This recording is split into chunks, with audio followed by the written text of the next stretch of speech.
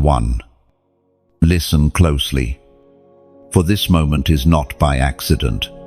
You are not here because of a scroll you stumbled on, nor because of an algorithm that randomly placed this before your eyes. Heaven itself has pressed pause on everything around you so that your spirit could hear what is being released now. This is not coincidence. This is divine interruption. The voice of the Eternal is trying to reach you, and he has declared that you have passed the test. Think back on the nights of tears, the mornings when you did not even want to rise, and the countless moments when you whispered in silence, "Why me?" Every one of those questions, every aching breath, was part of a refining fire that you did not know you were walking through. You were not being abandoned, you were being tested. And hear me, you passed. There are many who started the same journey as you, but they turned away when the fire grew too hot. Others surrendered when the weight became unbearable. Yet you, God's chosen one, though you were broken, you still held on. Though misunderstood, you still pressed forward. Though rejected, you still carried faith like a seed in barren ground. That is why heaven is speaking to you now. You are not ordinary. You are not like the rest. That gnawing sense inside of you that you never quite belonged. Yes, that was confirmation. You were not designed to blend in. You were not meant to disappear into the shadows of mediocrity. You were set apart before your birth, written in the heart of God before time began. Even your mistakes, your detours, your seasons of silence, none of them erased the ink of your chosenness. Hear me, God did not test you to destroy you. He tested you to reveal you. The storms you walked through were never meant to drown you. They were meant to wash off the dust of false identity. Every betrayal was removing people who could not carry the weight of your calling. Every delay was heaven's strategy to place you at the right place at the right time. Every tear was watering the soil for a harvest that only you can reap. Chosen one, I need you to realize something powerful. The enemy tried everything. He threw confusion at you. He tried to bury you under shame. He tried to whisper that you were forgotten. But if he could not destroy you in your weakest hour, he cannot stop you in your rising season. Light shines brightest after the night is darkest, and your dawn is here. You passed the test. Do you understand the magnitude of that? When others cursed God in their pain, you still whispered prayers. When others gave up and bowed to hopelessness, you still carried fragments of faith. Heaven saw that. God saw that. Angels watched in awe as you pressed on when no one applauded. The Lord himself marked your endurance and said, "This one is mine." And now the interruption comes. He is trying to reach you because it is time to rise. Time to stop questioning your worth. Time to stop living small. Time to realize that the test was proof of your strength, not punishment for your weakness. You are alive right now because there is a divine appointment on your life that must come forth. The ancient words recorded in Romans chapter 8 verse 31, "If God is for us, who can be against us?" That is not poetry, it is your reality. The one who commands galaxies is standing with you. The one who shut the mouths of lions is guiding you. The one who raises the dead is calling your name. Nothing and no one can overturn his decree over your life. But you must listen. This is not the hour to drift, to scroll past, to shrug this off as another voice among many. This is your burning bush moment. This is your Damascus road. This is the knock at your door that cannot be ignored. If you sense even the slightest stirring in your spirit, It is confirmation that this message is for you. Chosen one, I must challenge you to act now. Do not let passivity steal what endurance has purchased. Heaven has spoken, and you are being called higher. This is your moment to align fully with the voice that has preserved you until now. Pause for one breath and think, how many should have taken your place? How many should have broken you? Yet here you stand, not because of luck, not because of your own strength, but because God has been preparing you for this. Now is the moment to bear witness to your chosenness. As you hear this word, I call you boldly. Declare it in the comments below. Say it in faith. Let heaven see your response, and let the earth record your alignment. Comment this prophetic number, 777, for 7 is the number of completion, and 777 is the declaration that your testing season is complete. Your refining is perfected, and your calling is now being revealed. Chosen one, do not delay. Heaven is watching. Angels are recording. Your destiny await. Type 777 as a seal of faith, and step boldly into what God has prepared. Chosen one, the breaking did not destroy you. You are standing here because the fire that surrounded you was not the kind that consumes, but the kind that refines. You may not have realized it in the moment, but every single trial was a test, and you passed. The evidence of your passing is not that you felt strong through it all, but that you never let go completely. Even when your grip weakened, even when your voice trembled, even when all you had left were fragments of faith, you held on.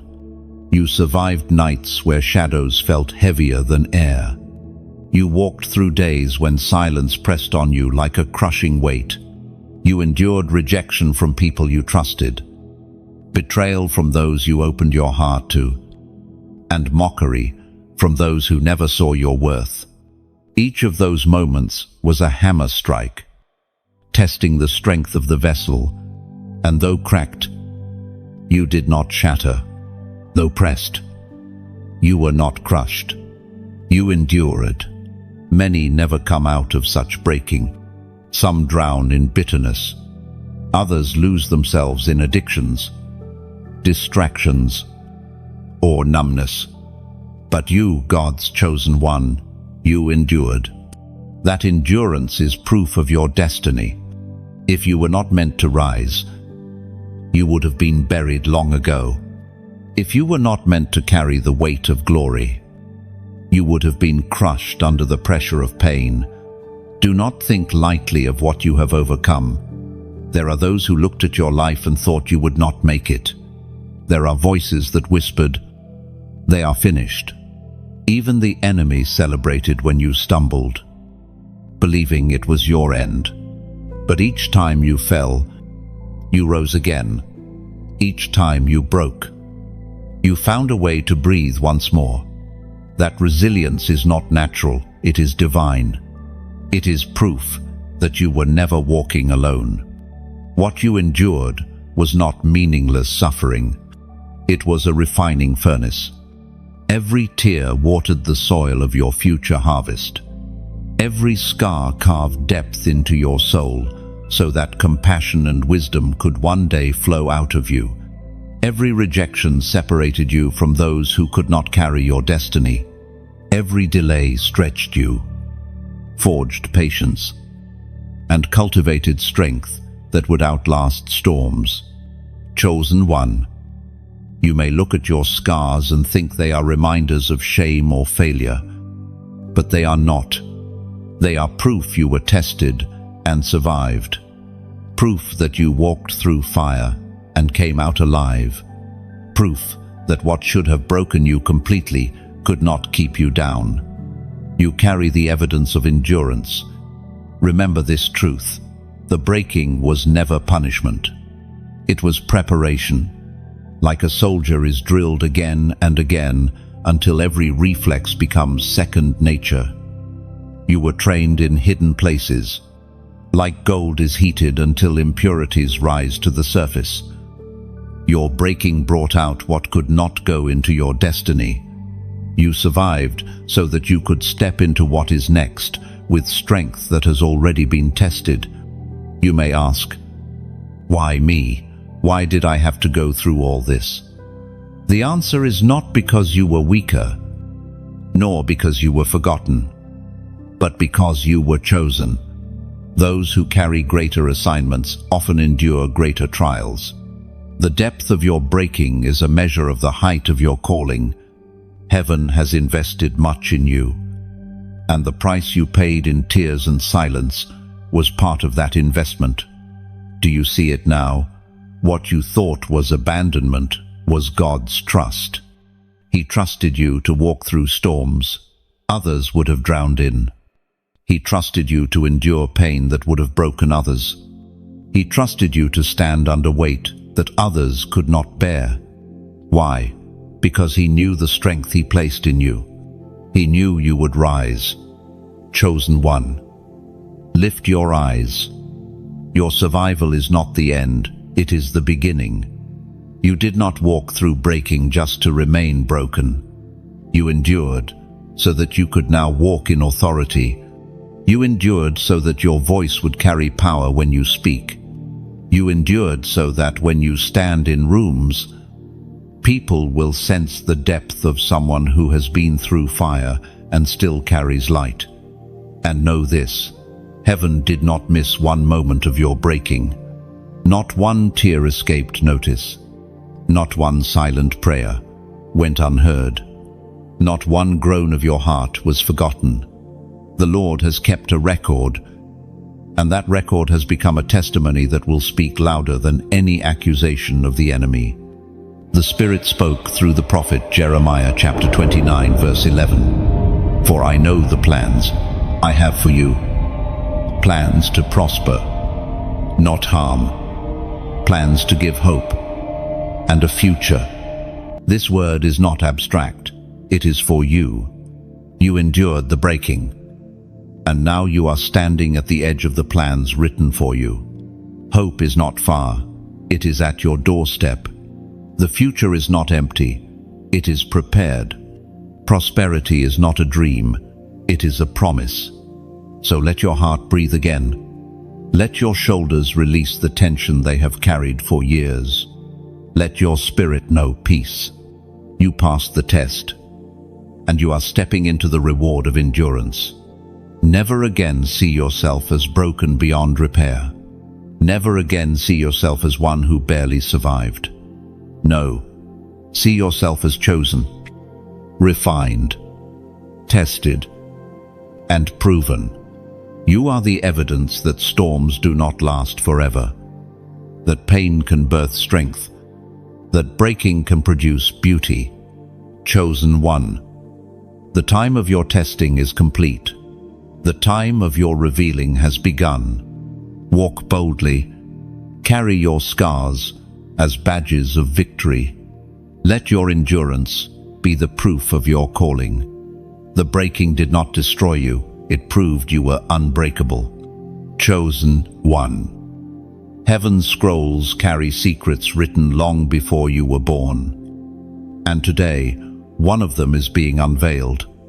You need to know that your life has never been random. From the very first cry you released into the world, you were marked, set apart, and known by name. Every detail of your journey, every rise and fall, every closed door, and every unexpected breakthrough has been guided by the hand of God. What you call coincidence is in fact divine orchestration. Even the moments you questioned whether God was near were evidence of his nearness. The silence you mistook for absence was often his way of sharpening your ear to recognize his whisper. The delays you thought were punishments were in fact protection. For there were places you longed to enter that would have crushed you if he had allowed you to step through them unprepared. The detours you hated were really reroutes to destiny. You are not overlooked. You are not forgotten. You are not simply drifting through a meaningless existence. You are chosen. The seal of heaven rests upon you. And the enemy has known this since your birth. That is why the warfare around your life has been so intense. That is why you have faced storms that seemed disproportionate to your years.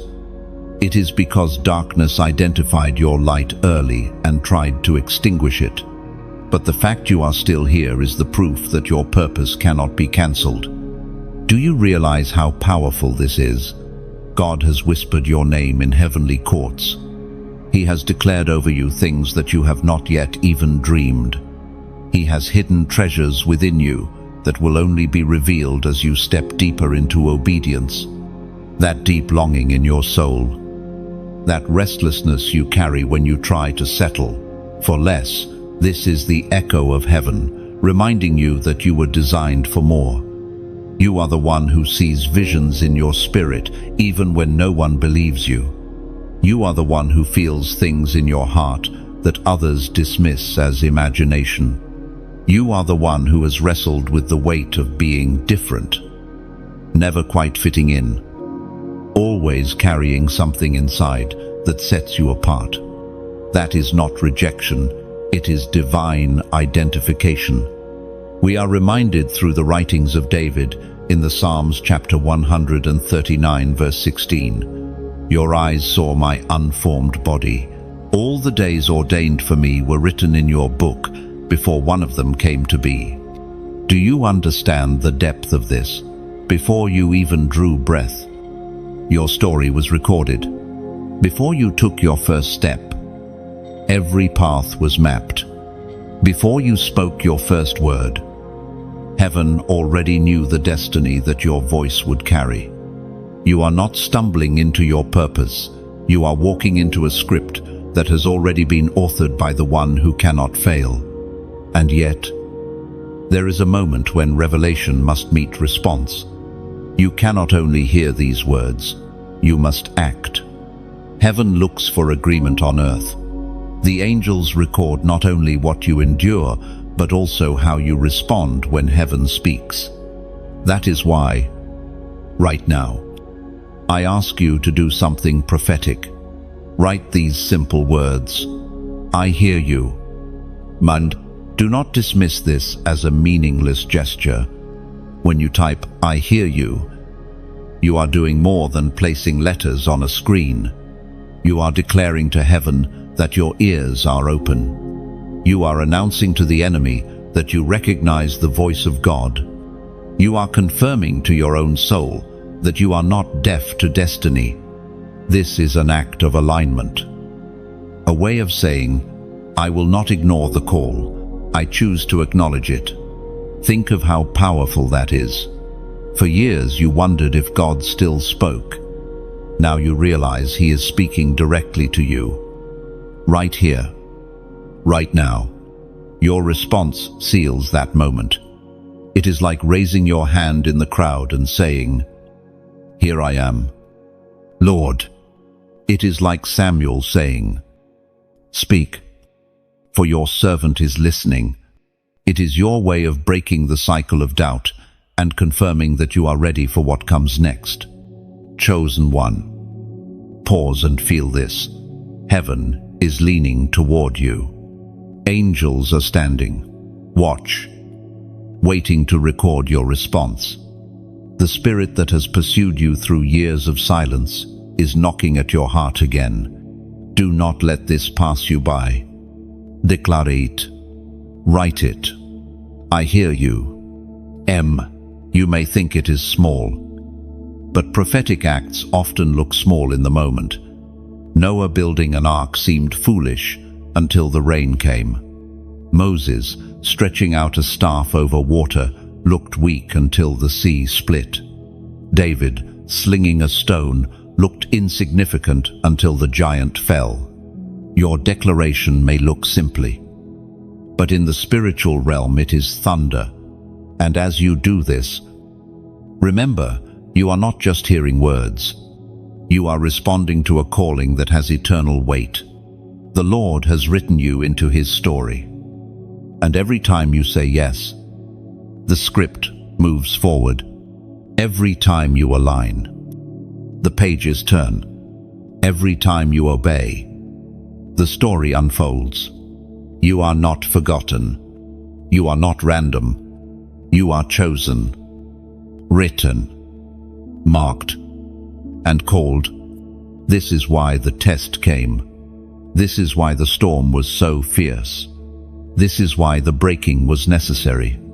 Because now, standing where you are ready to respond, ready to acknowledge, ready to declare, I hear you, and chosen one. If only you could see how many times the enemy tried to write the end of your story. He set traps along your path, whispered lies in your ear, and orchestrated betrayals through the very people you trusted most. His entire assignment was simple: to silence you before your voice could rise, to bury you before your seed could bear fruit, to shatter you before your light could shine. But every plan he formed failed. Do you realize how remarkable that is? Darkness does not waste its time on the ordinary. It does not chase after those who pose no threat. The fact that you have been attacked so relentlessly is evidence of your significance. Hell itself identified you early. It saw the fingerprints of God on your soul, and it trembled. That is why it unleashed storms against you. But none of those storms succeeded. The fact that you are here, breathing, hearing these words, proves that the assignment failed. The enemy thought he could destroy you with loneliness. But instead, you discovered a deeper intimacy with God. He thought rejection would break you, but rejection pushed you into solitude, where strength was forged. He thought betrayal would poison you, but betrayal purified your heart and taught you discernment. Every weapon that was raised against you became the very tool that sharpened your spirit. What was sent to kill you has only prepared you for destiny. Think back on those moments you thought were your ending. That night when despair swallowed you and you thought there was no point in continuing. That betrayal that pierced your heart like a sword, leaving you unable to trust anyone again. That failure that seemed like the final proof that you were not worthy. Each of those moments was a snare, designed to break you. And yet, you are here. You survived. And your survival is not accidental. It is divine testimony. This is why the scripture says with such authority, as Jesus himself declared in the Gospel of John, chapter 10, verse 10, the thief comes only to steal and kill and destroy. I have come that they may have life and have it to the full. Look at this contrast. Chosen one. The thief came after you, but he failed. His mission was destruction. Yet here, you stand in survival. And not just survival, life is being offered to you in fullness. God is not content with you barely making it, crawling through life wounded and broken.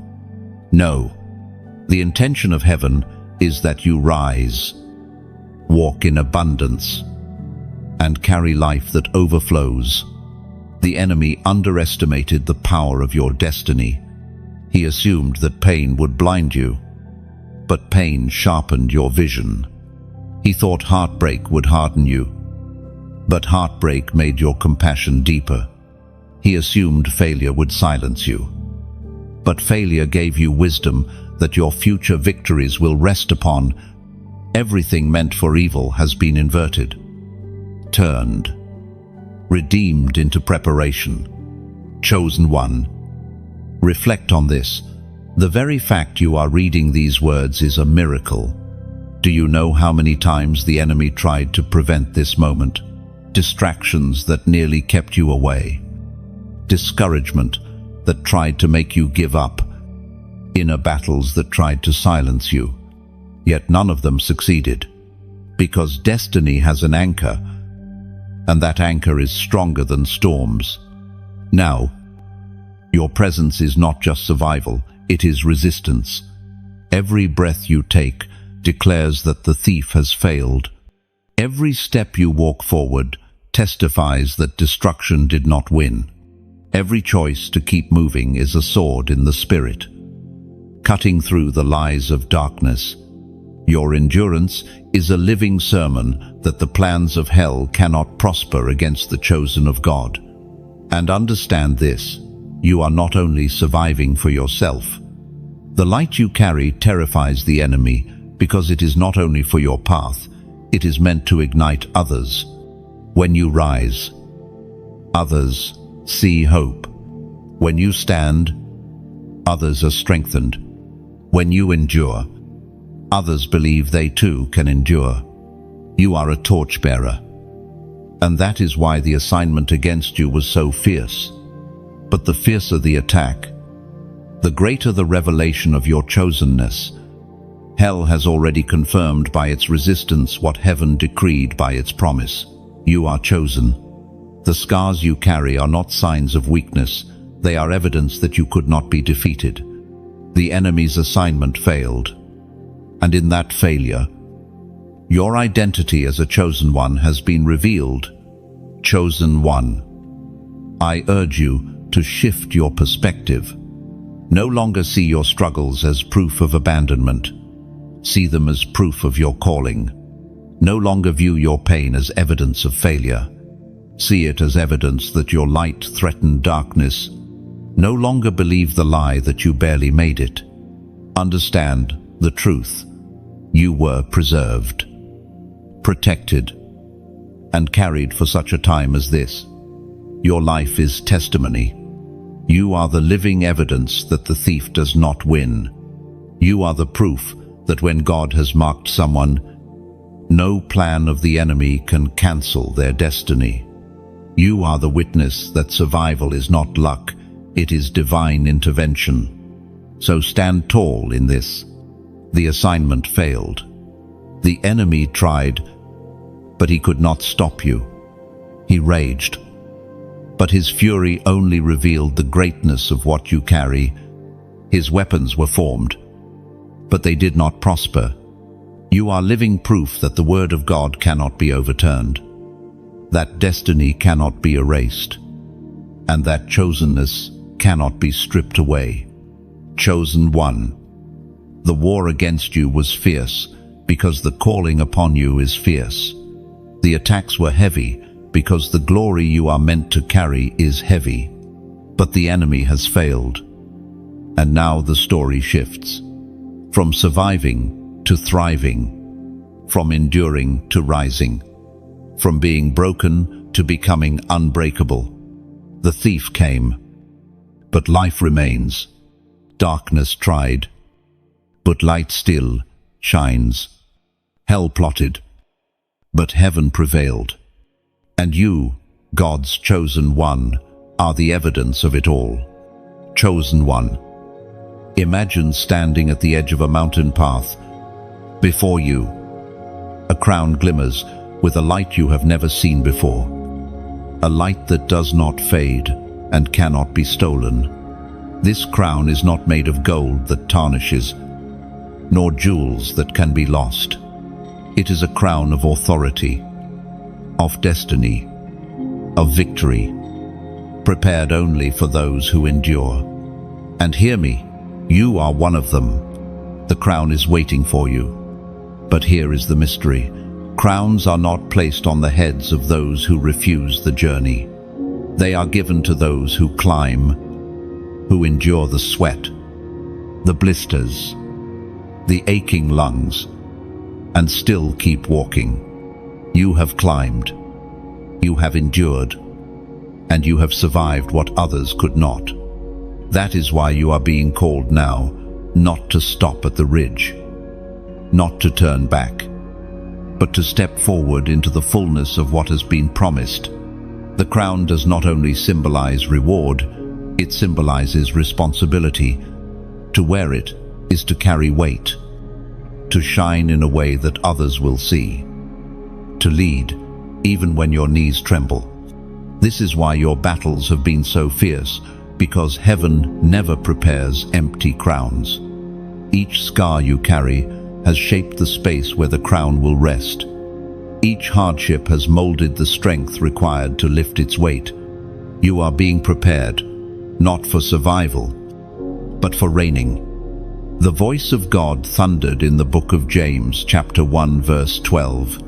Blessed is the one who perseveres under trial, because, having stood the test, that person will receive the crown of life that the Lord has promised to those who love him. Chosen one.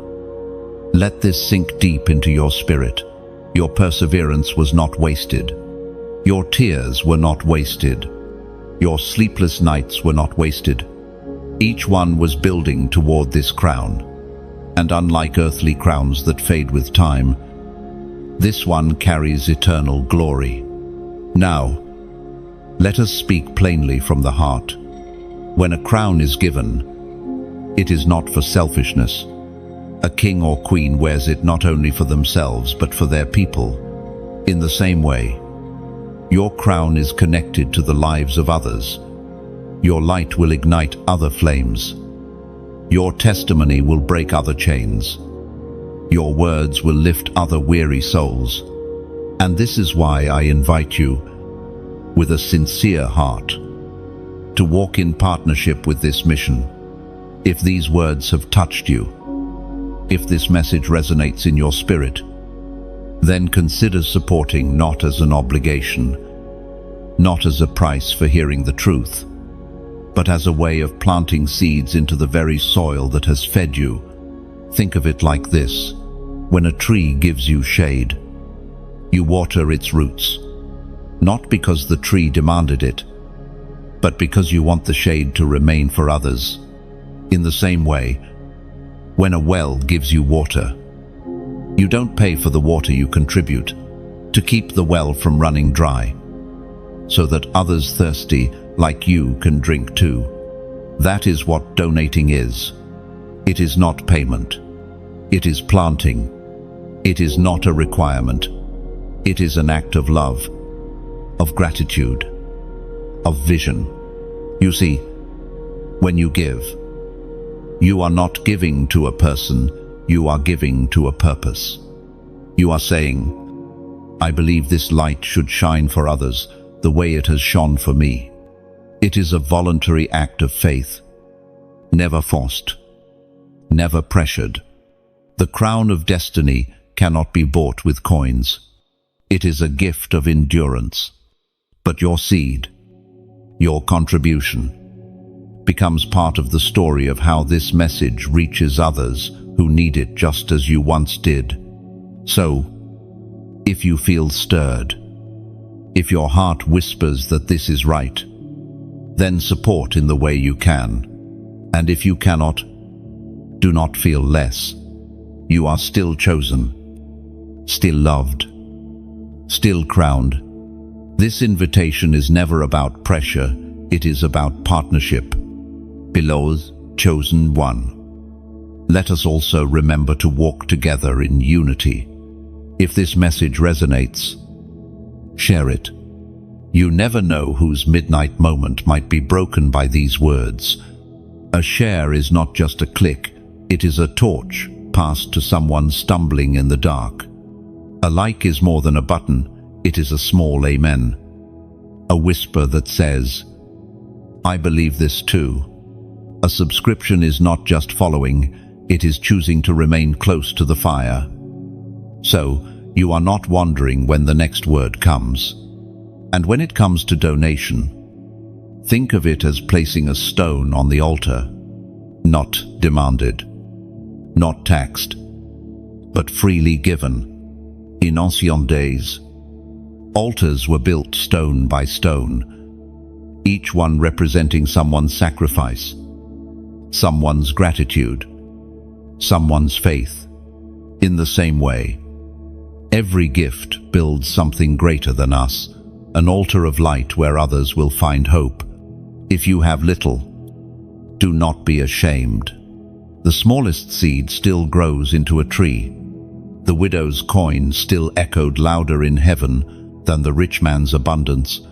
What matters is the heart behind the act, not the size of the gift. And if you have nothing to give your prayer, your faith, your presence. That too is seed. And heaven sees it all. Chosen one, your crown is waiting. But as you prepare to wear it, remember this: crowns are not given to sit hidden in boxes. They shine. They stand tall. They inspire others. You are stepping into a season where your endurance will become authority, where your breaking will become blessing, where your scars will become stories that set captives free. So take this moment to reflect. The crown is waiting not just to honor you, but to release you into leadership, influence, and impact. Your destiny was never just about you. It is about those who will see your crown and be reminded that they too can endure. They too can rise. They too can walk into light. Chosen one, lift your head. You are not empty-handed. The tests have refined you. The trials have prepared you. The battles have crowned you. Now, step boldly. The crown is waiting, and you are ready. Chosen one. There are seasons when God allows you to walk in circles so that you learn to recognize the difference between your own strength and His direction. For some time, you have felt the weight of repetition, cycles of pain, cycles of disappointment, cycles of delay. At moments it seemed as though the story of your life was caught in a loop. But heaven is now declaring, that cycle is over. Your testing has served its purpose. You have been refined, stretched, and prepared. And now, a door is opening to something you have not known before. This is not a repeat of the past. This is not the wilderness you have already endured. This is newness, fresh, alive, unlike anything you have walked in until now. When God brings you into newness, it often begins quietly. A stirring inside your heart. A sense that you cannot stay where you are. A holy dissatisfaction with the old. That stirring is not restlessness, it is revelation. You are being called into the next chapter, and it carries hope, unlike the seasons behind you. Think of a seed in the ground. For a time, it looks buried, forgotten, lifeless. But beneath the soil, something stirs. Roots form. Strength develops in darkness. And then suddenly, the soil breaks and a green shoot rises. What looked like death was always preparation for new life. That is where you are right now. You are breaking out of the soil. The Spirit spoke through the prophet Isaiah, chapter 43, verse 19. See, I am doing a new thing. Now it springs up. Do you not perceive it? I am making a way in the wilderness and streams in the wasteland. Chosen one. This word is a mirror of your own story. Where there was wilderness, God is making a way. Where there was wasteland, He is bringing streams. What felt barren will bloom. What felt empty will overflow. But there is something important.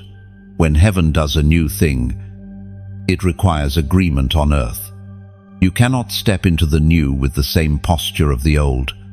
You cannot cling to broken cycles and expect new doors to open. Agreement is not just spoken, it is declared. It is sealed. It is marked. That is why heaven often gives prophetic signs, tangible ways for chosen ones to say, I recognize what you are doing. Lord, and I align myself with it. Lay, chosen one.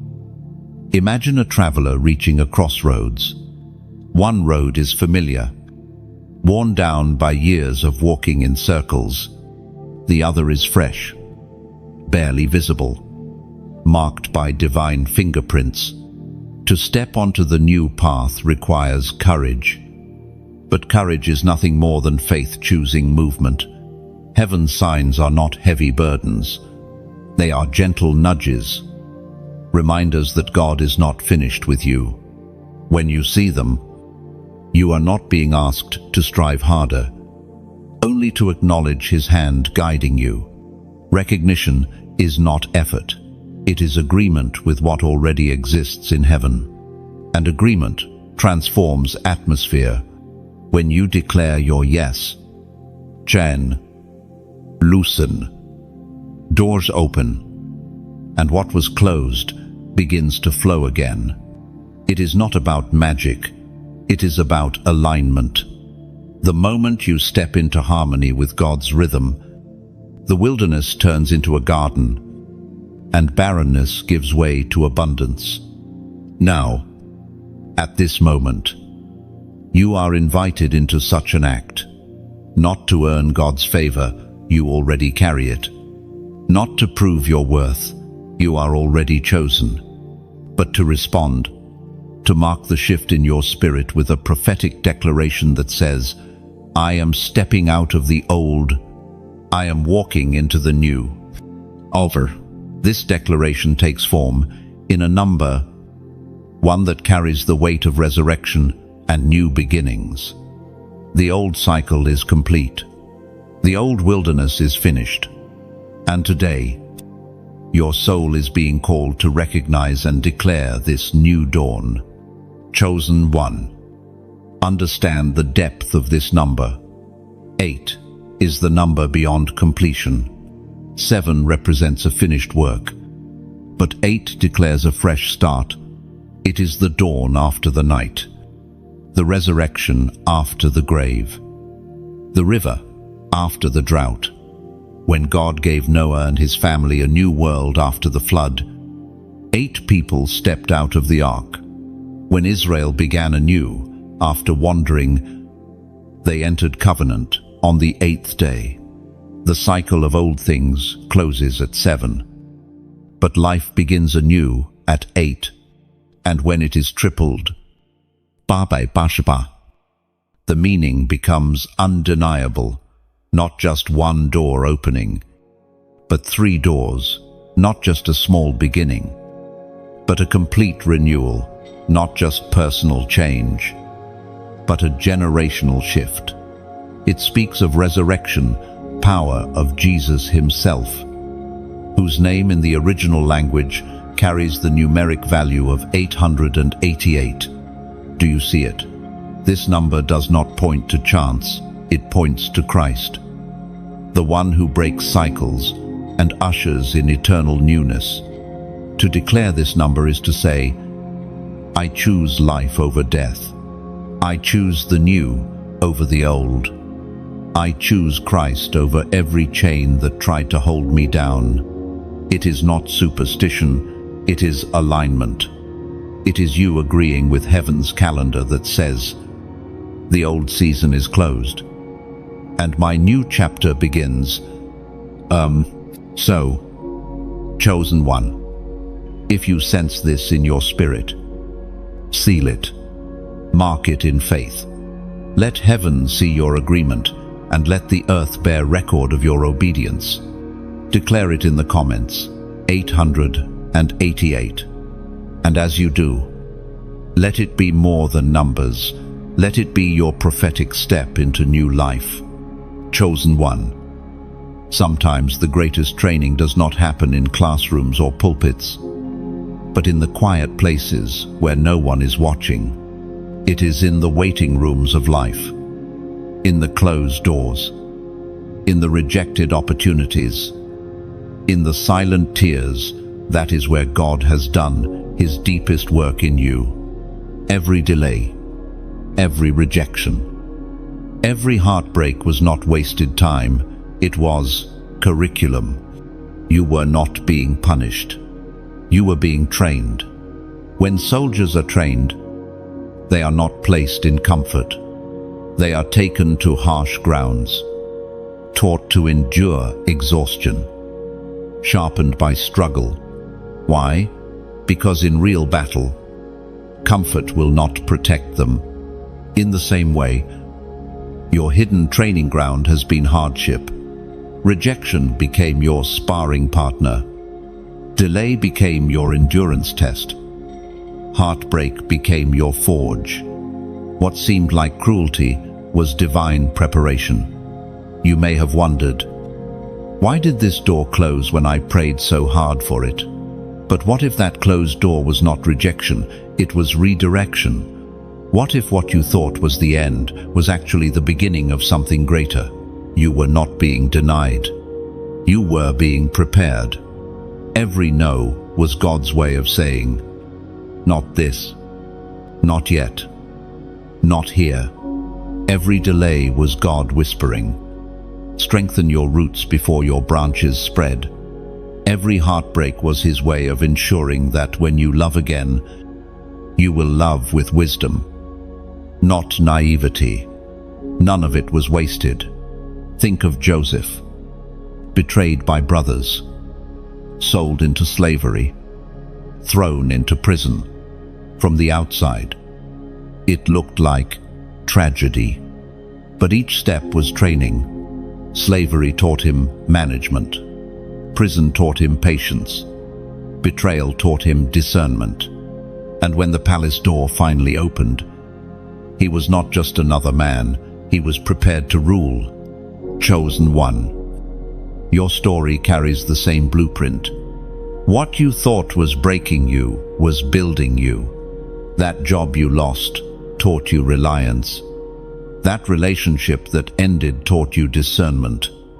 That silence you walked through taught you to hear God's whisper. You are not the same person you were before these trials. You carry scars.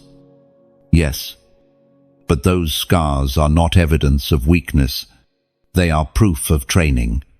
The apostle reminds us in his letter to the Corinthians, chapter 4, verse 17, "For our light and momentary troubles are achieving for us an eternal glory that far outweighs them all." This verse is not minimizing your pain, it is magnifying your glory.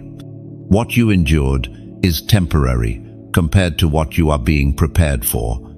The trials, though fierce, are but stepping stones toward a weight of glory that will overshadow the pain. You see, delay teaches you patience, and patience is the soil where wisdom grows. Rejection teaches you identity, so you no longer depend on human approval, but rest in divine affirmation.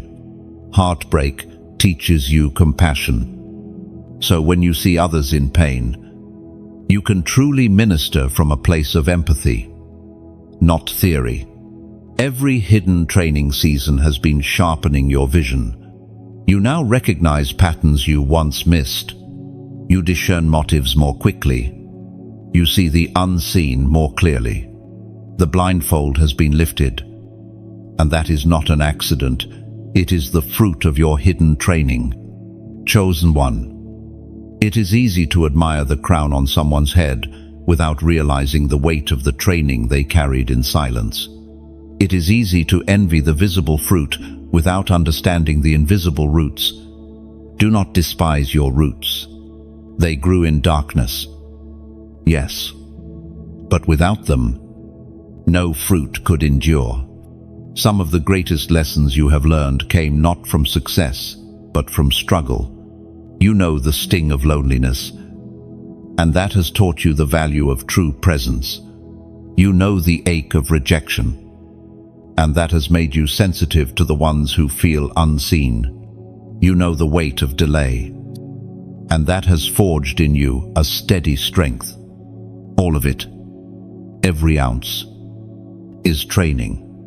So, do not look back on your hidden years with bitterness. Look back with gratitude. Those years were your schooling in the Spirit. They were the holy classroom where heaven wrote lessons on the tablets of your heart. You are not behind schedule. You are right on time. Because when the unveiling comes, when the calling bursts forth, you will not be a novice.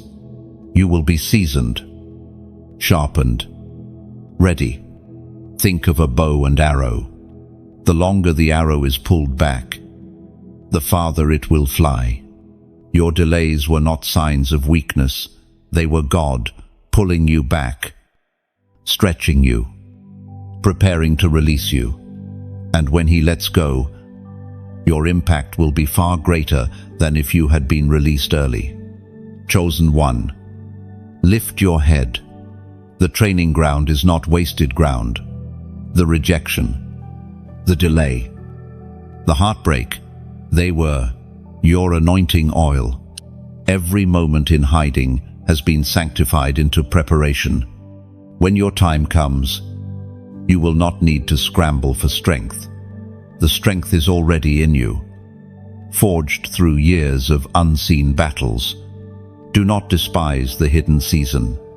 Do not curse the waiting room. Do not resent the nights of tears. They are your training ground. And though no one applauded you there, heaven was watching. Angels stood witness. God Himself took note. Every tear, every cry, every whispered prayer is part of your preparation. So walk forward with confidence. You are not untrained. You are not unready. You have been in the hidden classroom of heaven. And when the trumpet sounds for your unveiling, you will carry authority that cannot be faked, wisdom that cannot be bought, and strength that cannot be shaken. The hidden training was not punishment. It was prophecy. It was heaven declaring, "This one is chosen. This one is ready. This one has been prepared in silence for glory." Chosen one. From the very beginning of time, God has orchestrated moments when ordinary people are set apart for extraordinary assignments. These are not random individuals. They are hand-picked for seasons when history shifts, when the earth trembles, when light and darkness collide. You must understand, you are not standing in an ordinary season. You are alive in prophetic times, and your life has been positioned with intention. There is a weight in your spirit you cannot deny. You have felt it in quiet moments when everyone else seemed content with shallow pursuits. You have sensed it when others dismissed spiritual urgency. But something in you refused to settle. This is not arrogance, it is divine placement. You were made for these last days. Do not mistake this calling as coincidence. From your birth, heaven has mapped your role. The very battles you fought are not disconnected events. They are connected, training for the era you now stand in. You have been prepared, not just for your own sake, but for the sake of nations, for the sake of souls who will need the light you carry. Throughout Scripture, when pivotal times arrived, God raised chosen ones. Noah was positioned when the world drowned in wickedness. Esther was positioned in a palace when her people faced extermination. Daniel was positioned in Babylon when compromise swallowed nations. And here you are, positioned in a world flooded with noise, deception, and distractions, yet carrying a clarity that others cannot find. The Spirit spoke through the prophet Joel, chapter 2, verse 28. And afterward, I will pour out my Spirit on all people. Your sons and daughters will prophesy. Your old men will dream dreams. Your young men will see visions. Chosen one, this promise is being fulfilled in your generation. The Spirit is not bound to pulpits or traditions. It is moving across screens, across cities, across wilderness places, and into hearts like yours. This outpouring is why you feel such a stirring, why the urgency burns so strongly in you. It is because you are part of this prophetic wave. Do not minimize what you carry. You may think your influence is small, but chosen ones rarely begin with crowds. They begin with whispers, with secret encounters, with burdens in their hearts. Yet those burdens grow into movements. You carry something that is not only for you, it is meant to ripple outward. Understand the times you are in. The world runs faster and louder, but hearts grow emptier.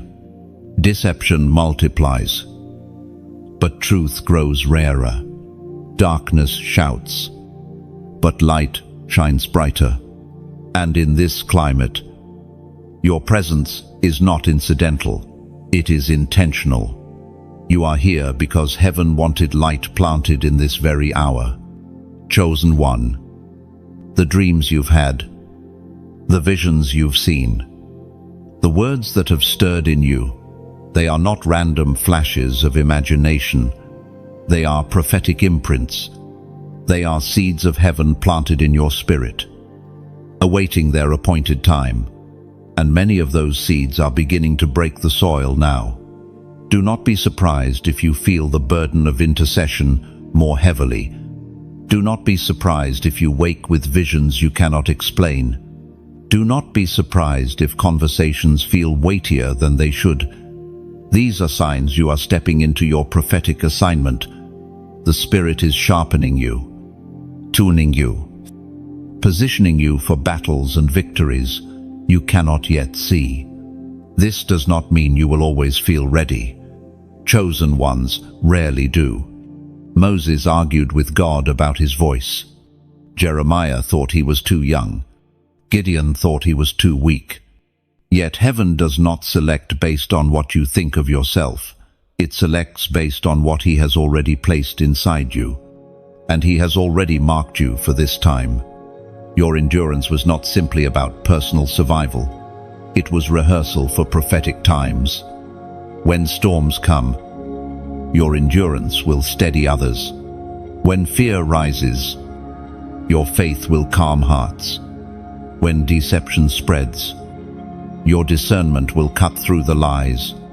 You are not only chosen for yourself, you are chosen for a generation. Chosen one. Let the weight of this sink in, but do not let it crush you. God does not give burdens without also giving strength. The Spirit that called you is the same Spirit that equips you. You will not be left to figure it out alone. The same God who positioned you will walk with you into every assignment. Lift your eyes and realize you are part of a greater picture. Thousands across the earth are awakening, stirred just as you are.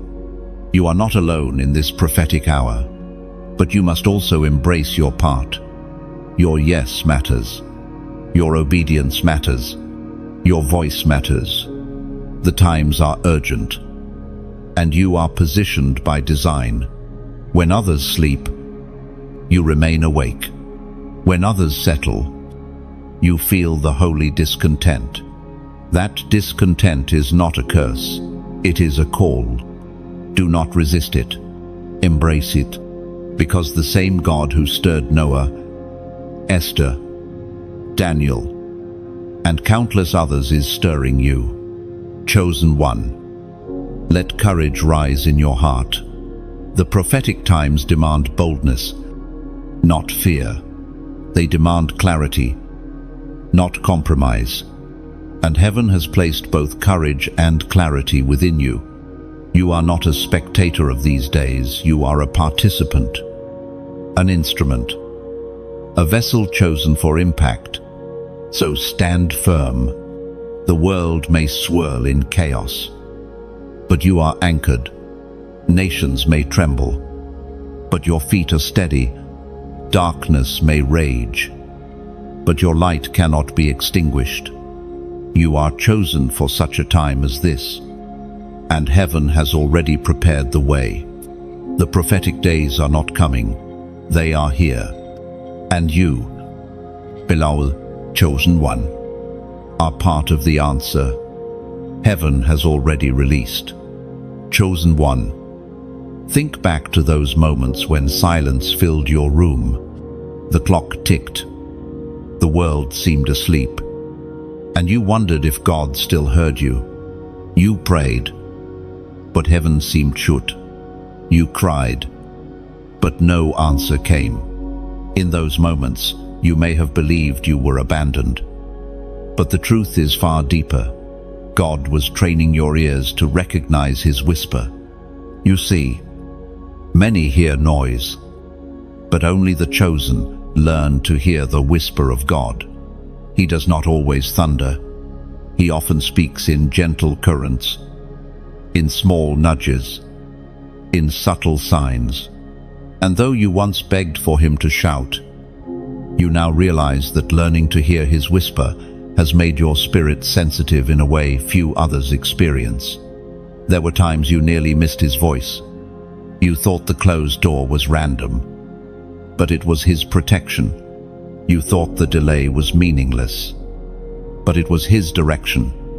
You thought the sudden stirring in your heart was your own imagination, but it was his spirit guiding you. Heaven has been speaking all along.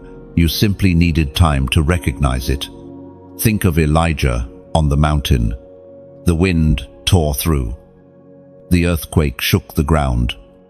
The fire burned. But the voice of God was not in any of those. It came in a gentle whisper. That is how God has been reaching you. Not always with signs that shake the earth, but with whispers that tug at your heart. Moments so small, you might have dismissed them if your spirit had not been trained to notice. Chosen one. Hearing the whisper is not weakness, it is intimacy. Anyone can hear a shout across a distance, but only those close can hear a whisper. The very fact that God chose to whisper to you is proof of how near he is. You are not far from him. You are pressed close to his heart. We are reminded through the writings of David in the Psalms chapter 85, verse 8. I will listen to what the Lord God says. He promises peace to his faithful people, but not to folly. This scripture carries a secret. Listening brings peace. When you recognize his whisper, storms lose their power. When you catch his voice, confusion loses its grip. When you learn to listen, chaos cannot shake you. Because your foundation is not in the noise of the world, but in the steady sound of God's whisper. And you, chosen one, have been given this gift. Think of the countless times you felt a sudden hesitation before making a wrong choice that was his whisper. The gentle push to move forward when fear screamed at you, that was his whisper. The unexpected comfort in the middle of grief, that was his whisper. You are learning to hear him in ways you once never imagined. Do not underestimate how powerful this is. Hearing God's whisper is not just for your benefit, it is for those connected to you. Your obedience to his quiet nudges will guide others. Your sensitivity will protect those who cannot yet hear for themselves. You are being positioned not only as a listener, but as a voice, an echo of heaven for others who are still deaf to the Spirit. Yet here lies the danger, ignoring the whisper. The more you ignore it, the fainter it becomes. The more you dismiss it, the easier it is to confuse it with your own thoughts. That is why now, more than ever, you must respond when you hear it. Do not harden your heart. Do not dismiss what seems small. Small whispers often carry the greatest weight. Chosen one. Let this sink in. You are hearing God in ways others miss. The whispers you've caught are invitations into deeper intimacy, and each time you recognize his voice, you grow closer, stronger, more aligned with His purpose. So here is what I ask of you. Mark this moment with a declaration, not a long speech, not a complicated statement, just a simple response that seals your recognition of His voice. Write in the comments, "Speak, Lord." These two words carry fire. They echo the prayer of young Samuel when he first recognized God's call. They are the words of one who chooses to listen, who invites God to continue speaking, who refuses to let the whisper be ignored. When you type, "Speak, Lord," you are saying, "I am listening. My ears are open. My heart is ready." Now, do not dismiss the power of this small act. Remember, prophetic obedience often looks simple, but carries eternal weight. Noah built an ark plank by plank. David lifted a stone and slung it. The woman at Bethany broke a jar of oil. Each act seemed small, yet heaven recorded them as history-shaking moments. In the same way, your declaration may look small, but in the Spirit, it resounds. Chosen one. Your ears have been tuned. Your spirit has been awakened. The whisper you almost missed is now the guiding voice of your journey. And from this moment forward, let those two words become your constant prayer. Speak, Lord. Whisper them in the morning when you rise. Say them at night before you sleep. Declare them in moments of doubt, and every time you do, you remind both heaven and earth that you are listening, ready, aligned. You almost missed His voice once, but not anymore. The whisper has found your ears, and your spirit has answered. And in that holy exchange, your destiny is sealed. Chosen one. A moment comes when what was hidden begins to unfold. The long nights, the unanswered questions, the quiet endurance. All of it was building toward a time of unveiling.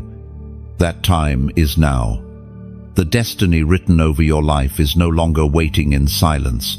It is rising like the sun after a long and dark night. You are standing at the threshold of revelation. For so long, you wondered if your story mattered. You carried burdens that no one saw, yet you pressed on. Now heaven says, the unveiling has begun. This unveiling is not about pride or position, it is about assignment. It is about stepping into the true calling that God whispered over you long ago. What you endured was not wasted. It was the shaping of the vessel, and the vessel is ready. Chosen one. The world may not yet understand who you are, but heaven has always known. Every scar you carry has carved space for wisdom. Every tear has watered seeds of compassion. Every trial has refined you into someone who can carry glory without crumbling under its weight. What is being revealed is not a version of you shaped by human opinion, but the real you, the chosen one, forged in fire.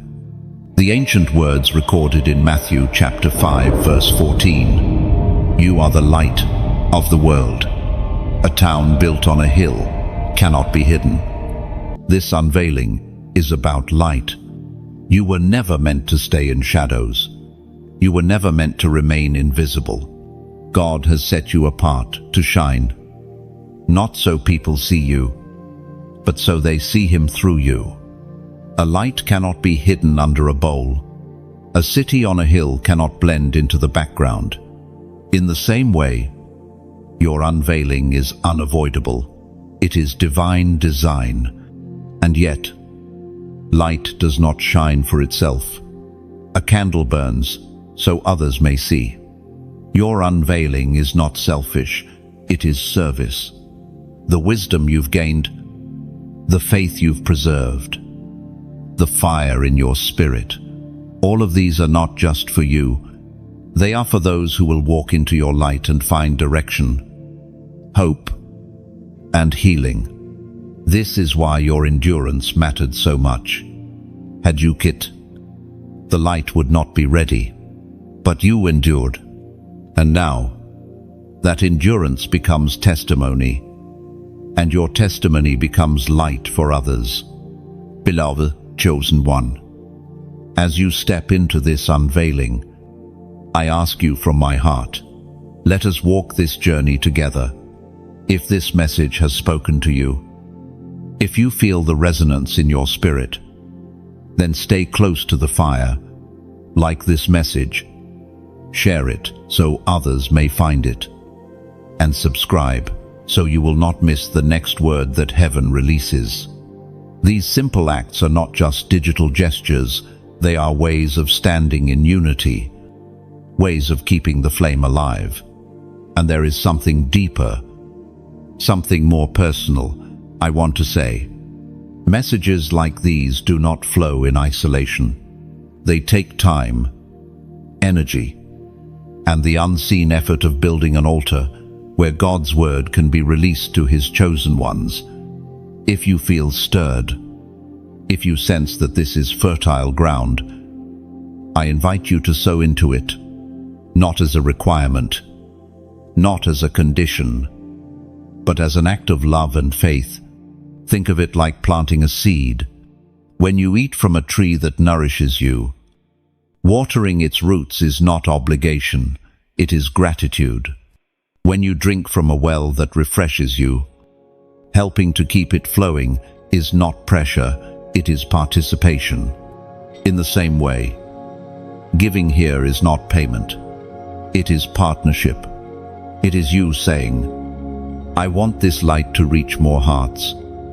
I want this fire to keep burning.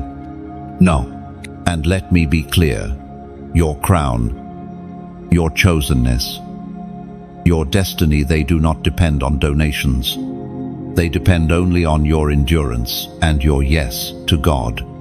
Giving is never forced. It is never demanded.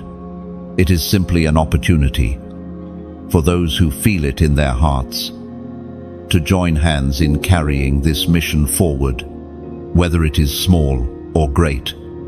Every gift becomes part of the altar. If you cannot give, you lose nothing. You are still chosen, still loved, still crowned with glory.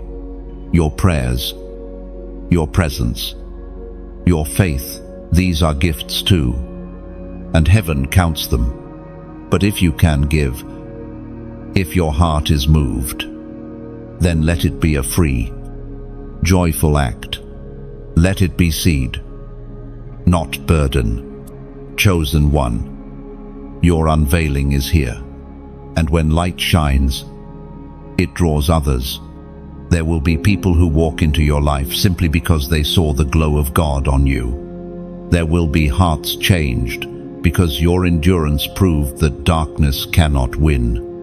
There will be lives healed because you refused to give up.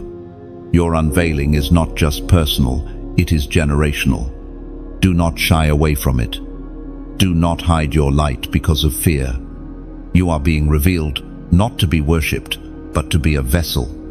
The world is darker than ever, and the unveiling of chosen ones is the answer heaven has prepared. Stand tall, shine boldly, let the unveiling happen fully. And as you do, remember, you are not walking alone. You are surrounded by a family of chosen ones rising at the same time, carrying the same fire, responding to the same call. That is why unity matters. That is why sharing this message matters. That is why supporting in prayer, in encouragement, in generosity matters. Together, the light grows brighter. Chosen one, lift your head. Your unveiling has begun. The crown is closer than ever. The fire within you is burning stronger, and heaven's eyes are upon you. Do not shrink back. This is your moment. Shine, chosen one. Throughout your journey, you may not have realized how closely heaven has walked beside you. Often you assumed you were walking alone, fighting battles with no one at your side, bearing weights that seemed unbearable. Yet unseen hands carried you. Invisible companions walked with you. You were never abandoned. You were covered. There are realms unseen to the human eye, places where angelic presences dwell, where divine guardians are dispatched on assignments. Scripture reminds us that angels are ministering spirits sent to serve those who inherit salvation. That means you. At times when you thought no one knew the depth of your suffering, heaven had already sent help. Consider the nights when despair pressed in, and yet somehow you made it until morning. That somehow was not coincidence. Angels stood watch. They shielded you from attacks that could have broken you beyond repair. They whispered strength into your spirit when no human word could reach you. When you stumbled, they steadied you. When you wanted to quit, they breathed perseverance into your soul. It is easy to overlook what you cannot see, but if heaven were to open your eyes for even a moment, you would be overwhelmed by the protection surrounding you. The car accident you narrowly missed, the illness that could have taken you, the betrayal that could have crushed your soul. Angels stood between you and destruction. You have survived, not only because of inner strength, but because of divine covering. The voice of God thundered in the book of Psalms, chapter 91, verse 11. For he will command his angels concerning you to guard you in all your ways. This was not just poetry, it was prophecy over your life. Angels have been commanded to walk with you in every step, not just in moments of crisis, but also in the ordinary, when you commute, when you sleep, when you speak. Divine guardians are present. They do not leave when life feels calm. They are constant, because your chosenness demands constant covering. Chosen one. You may think, if angels are with me, why did I still suffer? Why did heartbreak pierce me? Why did betrayal sting? Why did tears still fall? Understand this. Covering does not mean the absence of trials. It means preservation in the midst of them. Shadrach, Meshach, and Abednego were not spared the furnace, but they were preserved inside it. Daniel was not spared the lion's den, but he was untouched within it. Likewise, you were not always spared the storm, but you were preserved through it. That is the testimony of covering. Your scars prove that you faced real battles, but your survival proves you were never alone. Every attack that did not succeed is evidence that angels intervened. You may never know how many times you were delivered from what could have destroyed you. Heaven has the record, and one day, perhaps, when all is revealed, you will see how many times you were lifted out of snares you never even knew existed. Chosen one, let this truth settle deep within you. You are never abandoned. Even in silence, you were not forsaken. Even when prayers seemed unanswered, covering remained. Even when you wandered, angels followed. Your chosenness is not only a calling, it is also a shield. And though you felt naked in pain, you were clothed in unseen protection. This covering is not meant to make you careless, it is meant to make you courageous. When you know you are surrounded, fear loses its grip. When you know you are guarded, you walk differently. You speak boldly, live freely, and rise courageously. You do not test God with recklessness, but you walk with confidence, knowing you are not exposed to destruction. Think of it like this: a soldier may still hear gunfire, may still march into battle, but the armor he wears ensures survival. In the same way, Your covering has not stopped storms from coming, but it has stopped storms from consuming you. You may feel the rain, but you will not drown. You may feel the fire, but you will not be consumed. Chosen one, covering is also a reminder of your value. Heaven does not guard what is worthless. Angels do not surround what has no purpose. The very fact that you are protected is evidence of how valuable you are in the eternal story. You may doubt yourself. You may underestimate your worth. But heaven's investment in you proves otherwise. And do not forget, covering is not only about survival, it is about assignment. You are covered because you are needed. Your light is required in this hour. Your voice is necessary. Your testimony will free others. That is why heaven has preserved you. If your life were not essential, the enemy would not fight so hard, and heaven would not guard so closely. Chosen one. Every step forward you take is not just survival, it is destiny. Covering ensures you will arrive at the appointed place at the appointed time, even when you tried to walk away. Covering redirected you, even when you wanted to give up. Covering sustained you, even when you lost your way. Covering carried you back. Do not mistake silence for absence. Do not confuse hardship for abandonment. You are chosen, and chosen ones are never left unguarded. Heaven has walked with you every moment, and heaven will continue until your race is complete. Lift your eyes. Chosen one, you are surrounded. You are shielded. You are covered.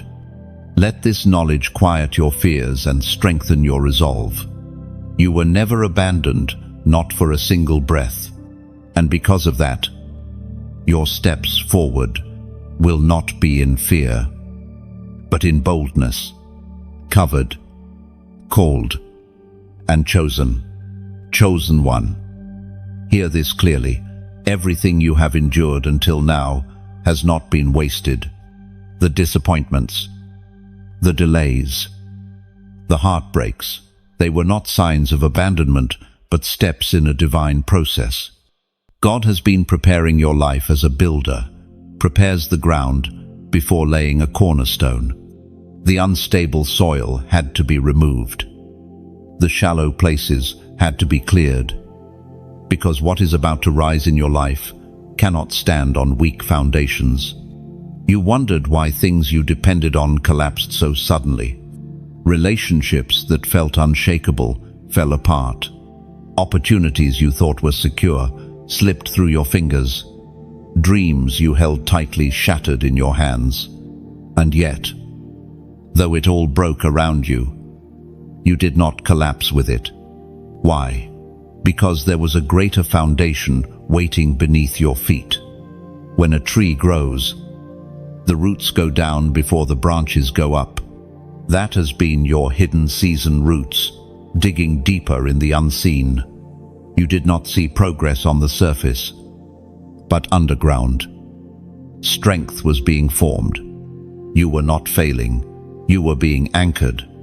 The Word of God declares in the book of Isaiah, chapter 28, verse 16, "See, I lay a stone in Zion, a tested stone, a precious cornerstone for a sure foundation. The one who relies on it will never be stricken with panic." This verse is your story. Though storms came, you were not destroyed. Though winds howled, you remained.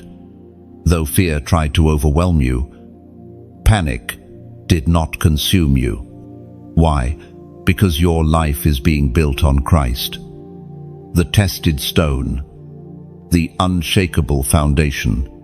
Even when people doubted you, even when voices around you told you to give up, the foundation beneath you held firm. You may have staggered, but you did not fall. You may have questioned, but you did not quit. The unshakable cornerstone carried what your own strength could not. And this is why your story matters. Because it is not simply about survival, it is about testimony. Others will look at you and wonder how you endured. And the answer will always point back to the foundation. Not your talent, not your resources, not your willpower, but Christ, the tested stone who refused to let you sink. Think about it. Others may have faced storms similar to yours, but not all endured. Some collapsed under the pressure, some lost their way completely. And yet you, though battered and scarred, are still standing. That is not because of your strength alone, but because you were held by something greater than yourself. The cornerstone beneath you never cracked. The rock under your feet never shifted. Chosen one. This is where heaven gives a sign. God has always spoken in patterns. 40 days of testing, 12 tribes of Israel, 3 days of resurrection. Numbers in Scripture are not mere counting, they are symbols. Divine fingerprints, reminding us of His order. They tell stories without words. They carry messages hidden in plain sight. And the number given to you in this season is a seal of stability and structure. 444. 4 speaks of foundation, the 4 corners of the earth, the 4 winds, the 4 rivers flowing from Eden. It represents balance and order in creation. Nothing wobbles when it stands on 4 corners. Nothing tips over when it is grounded on 4 strong sides. 4 is God's way of saying, you are secure, you are balanced, you are held, are tripled. It becomes a divine echo. 444 is heaven saying again and again, you are established, you are secure, you are unshakable. Not once, not twice, but 3 times, because God wanted you to be certain. This is not a whisper of doubt. This is a trumpet blast of confirmation. This number is a reminder that your past instability is over. You will no longer live in fear of everything collapsing beneath you. You will not keep waking in the night with the anxiety of being uprooted again. You are being rooted in a way that storms cannot uproot. You are being grounded in truth that lies cannot shake. You are being built on promises that time cannot erase. Let it settle in your spirit. The shaking you endured was never to destroy you, but to make sure what remains is eternal. The unstable relationships had to go. The fragile dreams had to fall. The weak foundations had to crack, because what God is building in you now requires strength, endurance, and permanence. Chosen one. Take this as a covenant moment. Heaven is saying, I have established you, I have planted you, I have secured you, and your part is to agree, not with striving, not with proving, simply with faith, simply by saying yes, simply by aligning your heart with the order God has already spoken. So seal this moment, not for me, not for others, but for yourself, for your soul to remember, for heaven to record, for the enemy to see and tremble. Comment this prophetic number, 444. By doing so, you are declaring, my life is no longer unstable. My steps are ordered. My foundation is secure. It is not superstition, it is alignment. It is you stepping into agreement with the unshakable truth of your chosenness. And once you step into alignment, the very ground beneath your feet becomes holy ground, because it is no longer sand, but stone. Chosen one. You may look at your life and see scars, marks left behind by seasons of pain, betrayal, and loss.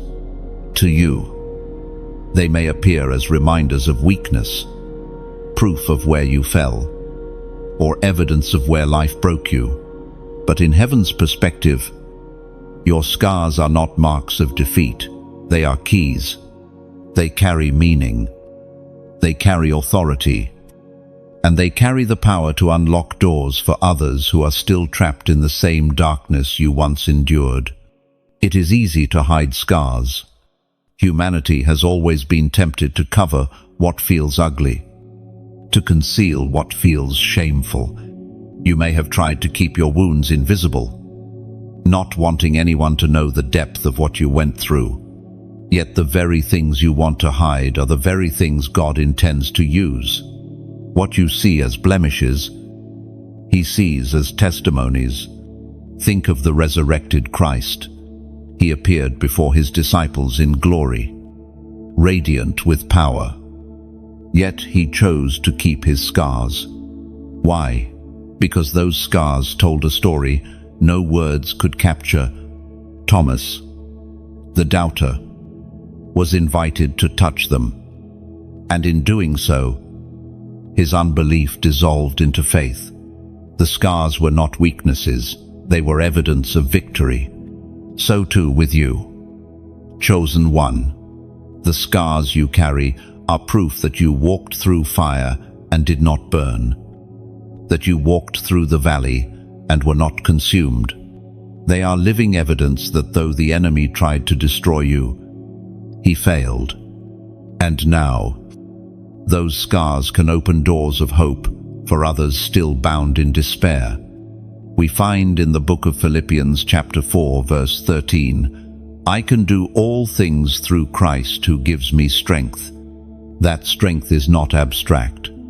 It is visible in the scars you carry. Every healed wound says, "I survived because of Him. I endured because of Him. I rose again because of Him." When others see your scars, they see the evidence of divine strength. And when they see that strength, chosen one, it awakens something inside of them. Your scars whisper to the broken, "You are not alone." They shout to the weary, "If survival was possible for me, it is possible for you." They remind those still bleeding that healing is real, that hope is alive, and that God has not finished with them yet. Chosen one, remember this. Scars do not disappear because they are not meant to. They remain as permanent reminders of what God has done. A scar is a healed wound. It no longer bleeds, no longer aches the way it once did, but it still speaks. And what it speaks is survival. What it speaks is victory. What it speaks is testimony. Your scars are also keys because they unlock empathy. Without them, you might never have truly understood the pain of others. But because you know the weight of betrayal, you can comfort those who feel abandoned. Because you know the sting of rejection, you can reach out to those who feel invisible. Because you know the ache of grief, you can walk beside those who mourn.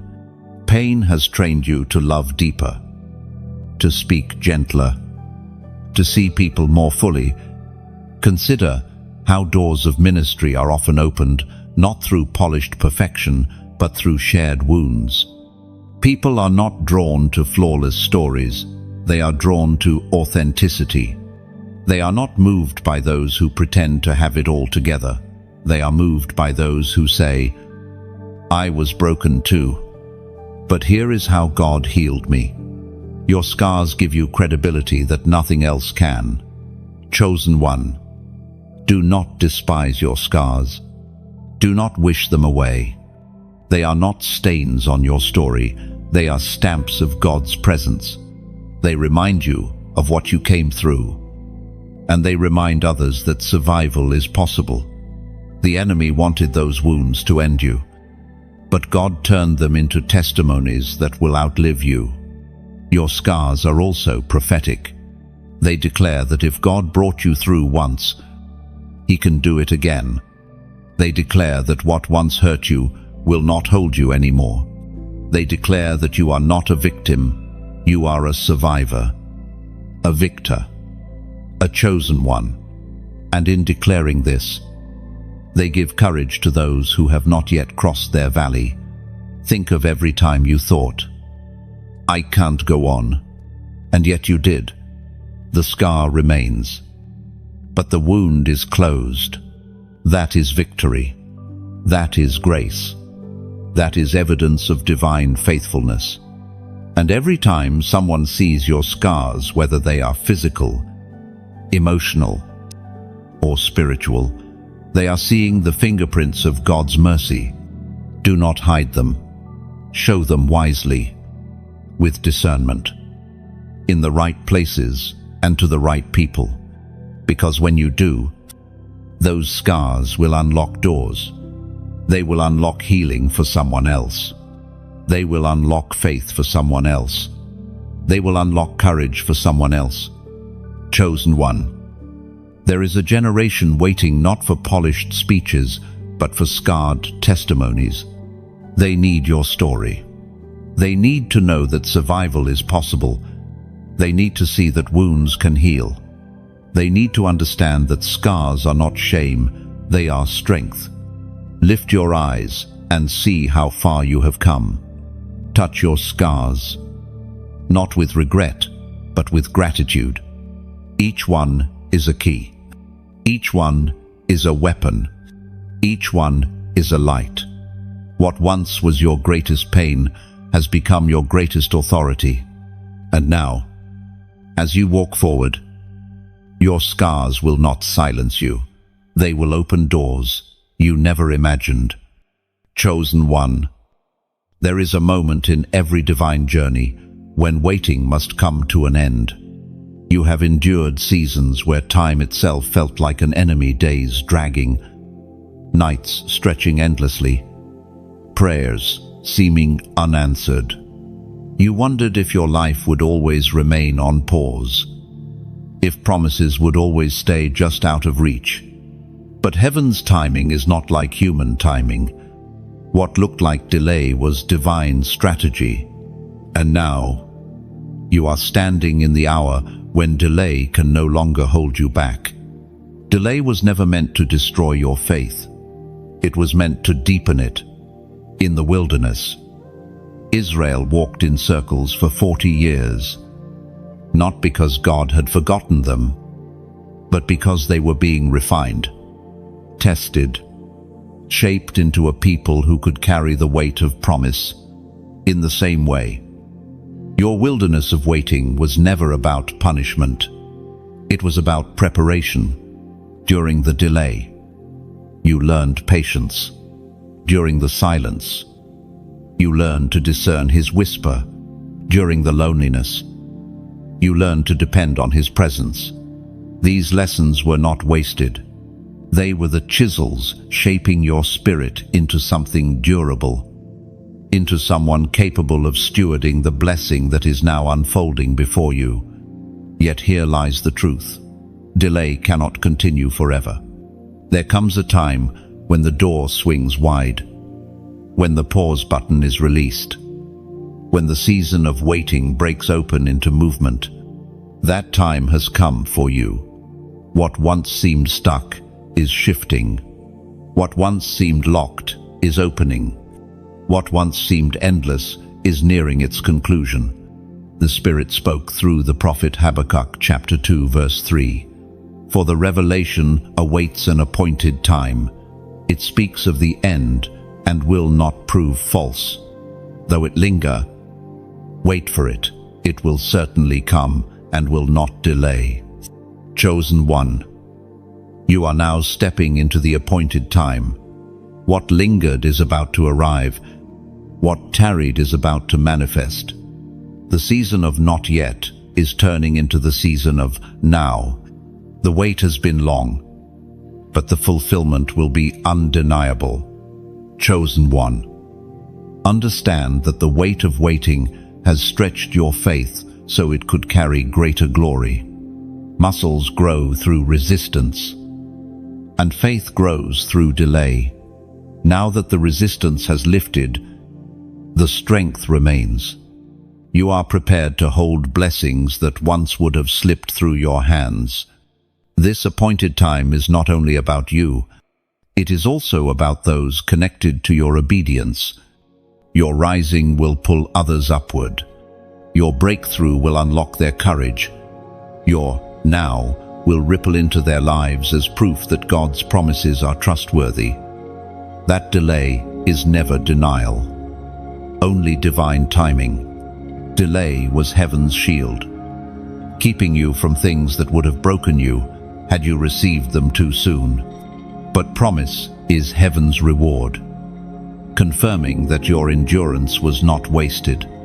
Now, as the shift unfolds, do not look back with bitterness. Look forward with readiness. You are not the same person you were when the delay began. You are stronger, wiser, more anchored. You have been prepared to carry what is coming. Chosen one. Think of the farmer who waits for the rain. He plants seed. He tills soil. But he knows the harvest does not appear overnight. Yet when the rains finally come, the waiting feels small compared to the abundance that springs forth. Your life is much the same. The rains are here. The harvest is breaking through, and the delay will soon feel like a brief shadow compared to the glory revealed. But hear this warning in love. Do not let the habit of waiting become a chain that holds you back even when the door is open. Some grow so accustomed to delay that, when fulfillment arrives, they hesitate, afraid to move. Do not be like them. The delay is over. The time to step forward is now. You may feel nervous. You may wonder if you are truly ready, but chosen ones are rarely aware of their readiness until the moment they are called to rise. Trust the process that shaped you. Trust the scars that taught you. Trust the God who held you. If the door is opening now, it is because you are ready now. And be alert when God ends delay. The enemy often stirs distraction. He whispers, fear. Reste doux. Throws obstacles to make you second guess. Do not fall for it. The opposition is proof that breakthrough is near. If the enemy is trembling, it is because he knows your season has shifted. Chosen one, your time of delay has ended. You are entering acceleration. What once took years will now take months. What once felt stuck will now move with speed. What once felt impossible will now unfold naturally. Heaven has released you into divine timing, and no force can drag you back into delay. Lift your head. The night of waiting is over. The dawn of fulfillment is here. You have endured the test of patience. Now you will see the reward of promise. This is your appointed time, and it will not prove false. So walk forward boldly. Let go of the bitterness of waiting and embrace the beauty of fulfillment. You are not stepping into this moment by accident. You are stepping into it because heaven has declared, no more delay. Chosen one, a crown has been set aside with your name upon it. This is not a crown of vanity, nor of earthly status. It is the crown of perseverance, the crown of calling, the crown of destiny. You are not running a meaningless race. You are running a race with eternal reward. And heaven has already prepared the prize. But the crown is not given casually. It is not placed upon every head that starts the journey. It is reserved for those who choose to finish. Many begin with passion, but only the ones who endure to the end receive the prize. You, chosen one, have endured. You have walked through storms that would have broken others. You have resisted temptations that would have swallowed others. You have stayed faithful, even when silence seemed endless. And now, the crown waits. Not a crown of gold and jewels that tarnish, but one that carries the glory of eternity. One that testifies not of wealth but of faith. One that cannot be stolen by hands of darkness, nor diminished by time. The apostle reminds us in his second letter to Timothy, chapter 4, verse 8, "Now there is in store for me the crown of righteousness, which the Lord, the righteous judge, will award on that day to all who longed for his appearing." Chosen one, your longing has not gone unnoticed. Every tear, every prayer, every act of obedience has been recorded. Heaven has seen the weight you carried, and because of that, the crown is not a far-off promise. It is near. It is real. It is waiting. But here is the mystery. Crowns are not simply for decoration. They are for responsibility. When a crown is placed on a king or queen, it represents authority, weight, leadership. In the same way, your crown will not only honor you, it will equip you to carry influence that changes lives. You will walk into rooms, and your presence will shift atmospheres. Not because of your name, but because of the authority upon you. Beloved, chosen one, this is why I invite you to journey with me intentionally. If this word touches your spirit, if you sense the truth within it, then I ask you, like this message, share it with others, and subscribe so that you may continue walking with this stream of revelation. These small actions are like candles. They spread light. They multiply the fire. They remind you that you are not walking alone. And I must also speak gently to your heart about something deeper. Words such as these do not emerge out of emptiness. They are built like altars, stone by stone, with prayer, time, and unseen effort. An altar in ancient times stood because people brought their offerings. Each gift became part of the structure. In the same way, what you hear now is an altar that has been built to release light into darkness. If this word has given you water for your spirit, consider watering the roots of this altar in return. This is not obligation. This is not transaction.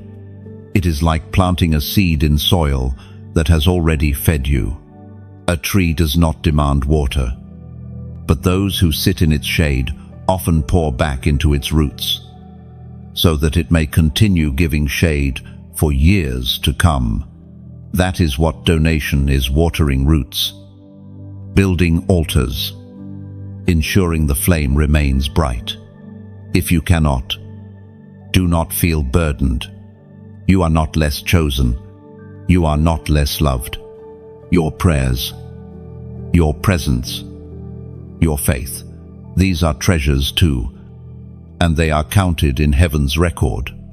But if your heart stirs, if you feel that tug, then give freely, joyfully, as an act of partnership. Think of it as placing your stone upon the altar, helping it rise higher so that more can see the light. And do not underestimate the impact. What seems small in your hands may be multiplied in the hands of God. The widow's 2 coins shook heaven's heart. The boy's 5 loaves and 2 fish fed thousands. Your seed, no matter its size, carries power when sown with faith. Chosen one, as you think on the crown awaiting you, remember this: the crown is not the end of the journey. It is the beginning of reign. It is the moment where your scars become scepters. Your endurance becomes authority. Your testimony becomes law in the spiritual realm. This is why the enemy fought you so hard. He saw not just your struggle, but but your crown. He feared not just your survival, but your reigning. You will not wear the crown in hiding. You will not wear it in silence. When the crown rests upon your head, the world will see the reflection of heaven in your life, and that reflection will bring hope to the hopeless, courage to the weary, and faith to the doubting. So, let this be the season where you rise to claim what was always yours.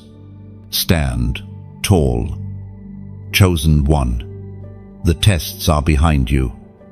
The training has shaped you, and the crown is near. Let your life become the testimony that endurance is never wasted, that chosenness is never revoked, and that crowns are never given lightly. And as you stand, remember to walk with this community. Like, share, subscribe, not as ritual, but as reminders that you are part of something greater, that the flame of this message must continue to spread. And if your heart leads, sow into this altar, not because you must, but because you may, not as condition, but as covenant, not as pressure, but as love. For crowns are not worn in isolation, they are carried in unity. And your crown, chosen one, will shine brighter as you walk with others, as you support what supports you, as you give what you can, and as you step boldly into your calling. Now, to seal this moment, I ask you to do something simple yet powerful. Write in the comments, "I choose my crown." These 4 words are not empty. They are your declaration that you will not give up, that you accept the weight of your calling, and that you are ready to wear what heaven has prepared. Lift your head. The crown is waiting, and you are ready. Chosen one. There are moments when life feels like a battlefield, not because of what you see with your eyes, but because of what you sense deep within your spirit. You feel the pressure of unseen forces pressing against you, the weight of discouragement, the whispers of fear, the shadows of doubt. And yet, though you cannot always explain it, you know this truth. You are in the midst of spiritual warfare. The battleground is not only in your circumstances, but in your mind. Thoughts of defeat try to lodge themselves like arrows. Lies attempt to disguise themselves as truth. Anxiety tries to choke the breath out of your faith. These are not accidents. They are strategies from the enemy, who knows that if he can capture your mind, he can weaken your spirit. But chosen one, you are not left defenseless. Heaven has equipped you. You are not wandering onto a battlefield empty-handed.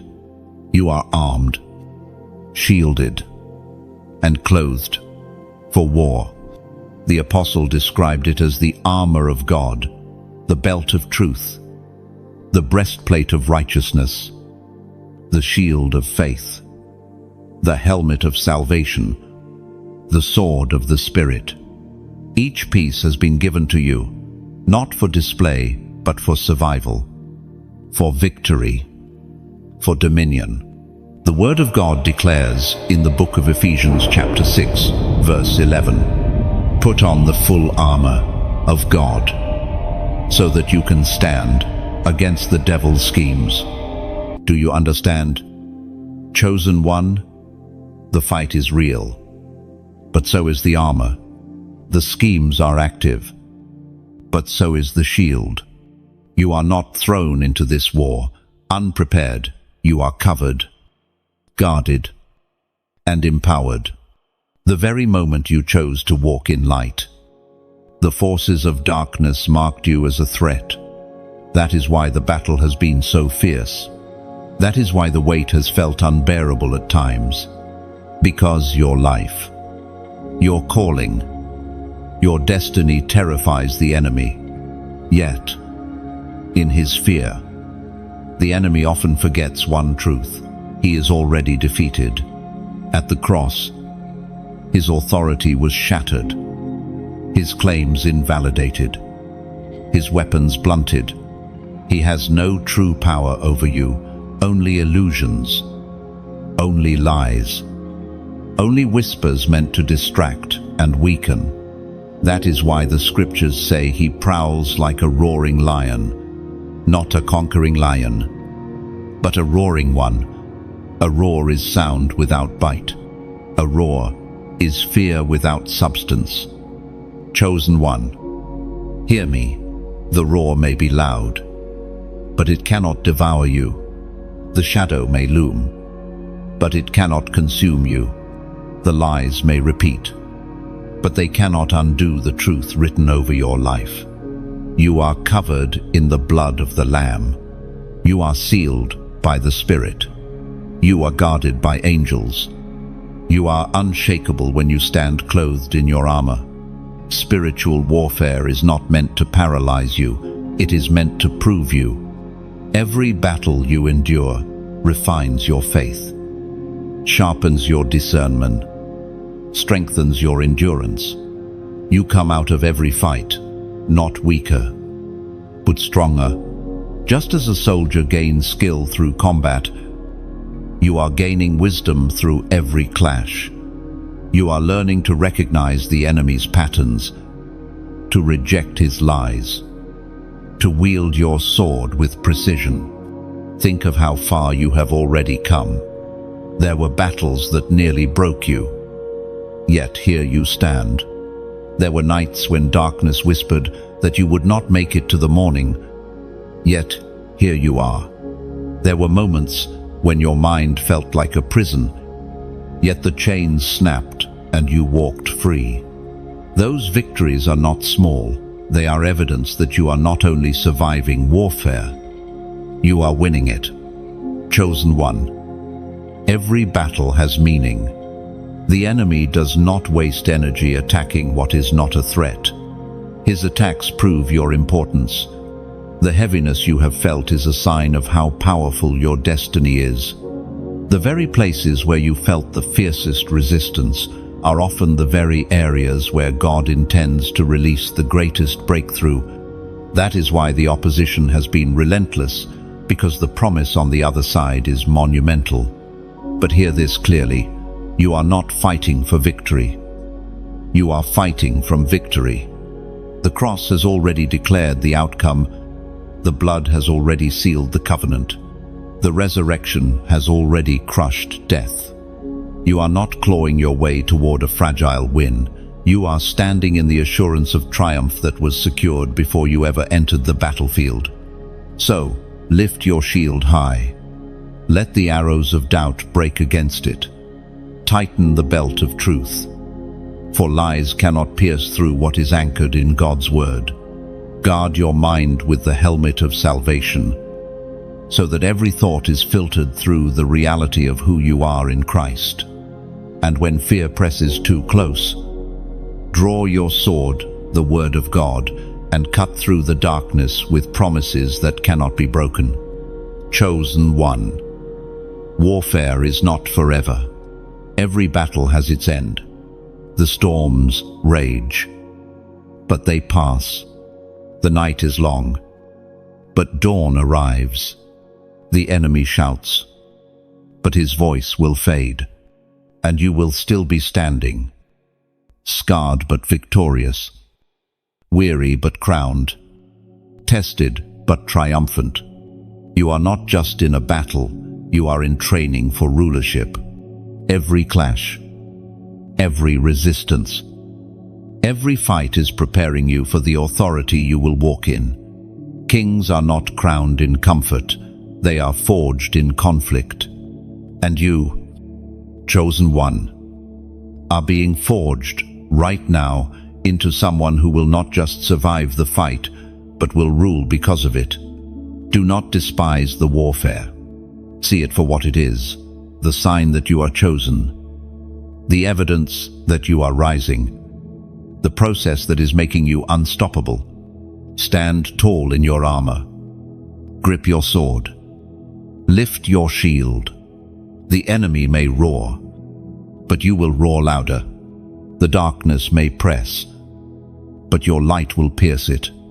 And when the dust settles, only one truth will remain. You are chosen, and chosen ones cannot be defeated. Chosen one. There is something holy about silence, not the silence of abandonment, but the silence of sacred preparation. You have walked through seasons where God seemed quiet, where the heavens felt still, where your prayers echoed without answer. And in those moments, you may have wondered if you were truly seen, truly heard, truly remembered. But silence is not absence. Silence is not rejection. Silence is the canvas on which God paints the deepest works of transformation. Just as seeds grow in hidden soil before they break through the surface, so too has your spirit been nourished in places unseen during heaven's quiet. Think of the story of Elijah. After the fire, after the earthquake, after the wind, came the still, small voice. God did not reveal himself in the noise, but in the whisper. His silence was not emptiness, it was invitation. It was his way of saying, "Come closer, lean in, learn to hear me in ways beyond the surface." No, chosen one. Silence has trained your hearing. It has taught you to listen not only with your ears, but with your spirit. It has forced you to discern what is real and what is distraction. It has separated shallow faith from deep trust. For when God's voice seems absent, faith must rise to believe he is still working.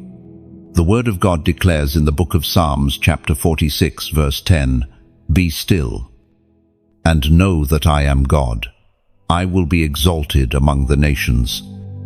I will be exalted in the earth." Be still. That is not weakness. That is strength disguised as surrender. Stillness is not about doing nothing. It is about resting in the assurance that God is doing everything. In the stillness, you discover the depth of his sovereignty. In the quiet, you realize he is nearer than breath. Chosen one. Remember this. Silence is often the sound of construction. When a foundation is being laid deep underground, the noise above may cease, but work continues. When the roots of a tree spread unseen, there may be no sound, but life is moving. In the same way, while you thought heaven was silent, God was laying foundations, stretching roots, preparing something weighty. Do not despise the silence. See it as proof that you are being prepared for something that requires hidden work. Just as a diamond forms in pressure and darkness, your spirit has been shaped in silence. The lack of noise was not the lack of love, it was the intensity of focus. Heaven was focused on you. Think of Jesus in the tomb. For 3 days, silence reigned. The disciples wept. The world thought all was lost. Heaven seemed quiet. Yet in that silence, the greatest victory of eternity was unfolding. Death was being defeated. The grave was being broken. Resurrection was being prepared. The silence of those 3 days was not defeat. It was the womb of triumph. So too with your life. The silences you feared were not tombs. They were wombs. They were places of formation, of gestation, of unseen growth. And now, chosen one, you are emerging from that hidden place with new strength, new clarity, new anointing. The enemy wanted you to despise the silence, to see it as proof that God had abandoned you. But heaven used it to sharpen your spirit, to deepen your trust, to anchor you in ways that noise never could. You are no longer easily shaken because you learned to trust, even when you could not hear. Chosen one. Reflect for a moment. In the silence, you discovered resilience you didn't know you had. In the silence, you found the courage to keep walking when no encouragement came. In the silence, you realized faith is not about feeling, it is about knowing. Knowing He is God. Knowing He is good. Knowing He is with you, even when He seems quiet. And now, the silence has prepared you to carry His voice differently. You will hear Him in whispers where others miss Him. You will recognize His leading in gentle nudges where others remain blind. You will carry peace into chaos because you have learned to rest in stillness. Do not rush out of silence too quickly. Do not despise its gift. It is in silence that prophets are refined, kings are shaped, and chosen ones are strengthened. Moses had 40 years in Midian's quiet. David had hidden caves before the throne. Even Paul had years of obscurity before his mission. Silence is not wasted time, it is holy ground. Chosen one. Your journey through silence was never a detour. It was part of the design. And now, as you step forward, carry its lessons with you. Do not forget how to be still. Even when the world grows loud, do not lose the ability to rest in trust. Even when storms surround you, let the silence remain your sanctuary, the place where you return to remember who He is and who you are. For the day will come when noise surrounds you again. Doors will open. Opportunities will multiply. Voices will clamor for your attention. And in that moment, the silence you endured will become your anchor. Because you will not be swayed by noise, you will recognize His voice amidst the chaos. Chosen one.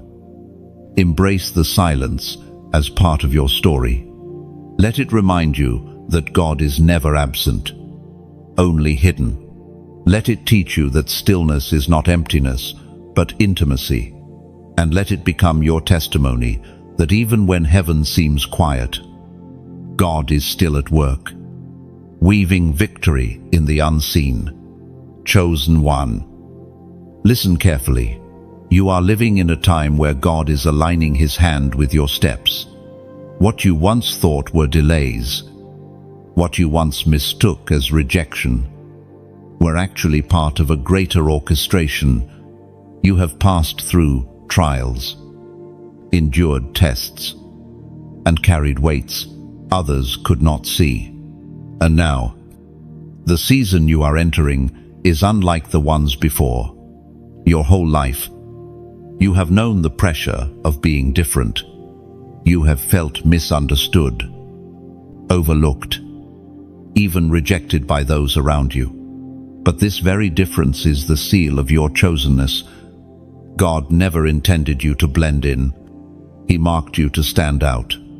That is why the fire you walked through was hotter, the battles fiercer, the silence longer.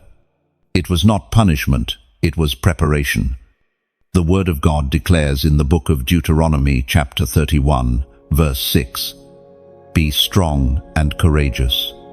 Do not be afraid or terrified because of them. For the Lord your God goes with you. He will never leave you nor forsake you." Chosen one. You are not forsaken. Every tear was counted, every night remembered, every sigh heard. Heaven has seen your endurance.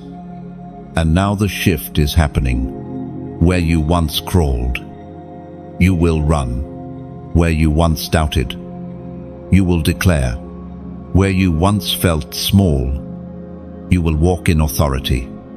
You see, chosen one. Authority is not granted by men, it is bestowed by God. The very places where you once felt powerless will now become the very platforms where His strength shines. Your story itself will carry weight.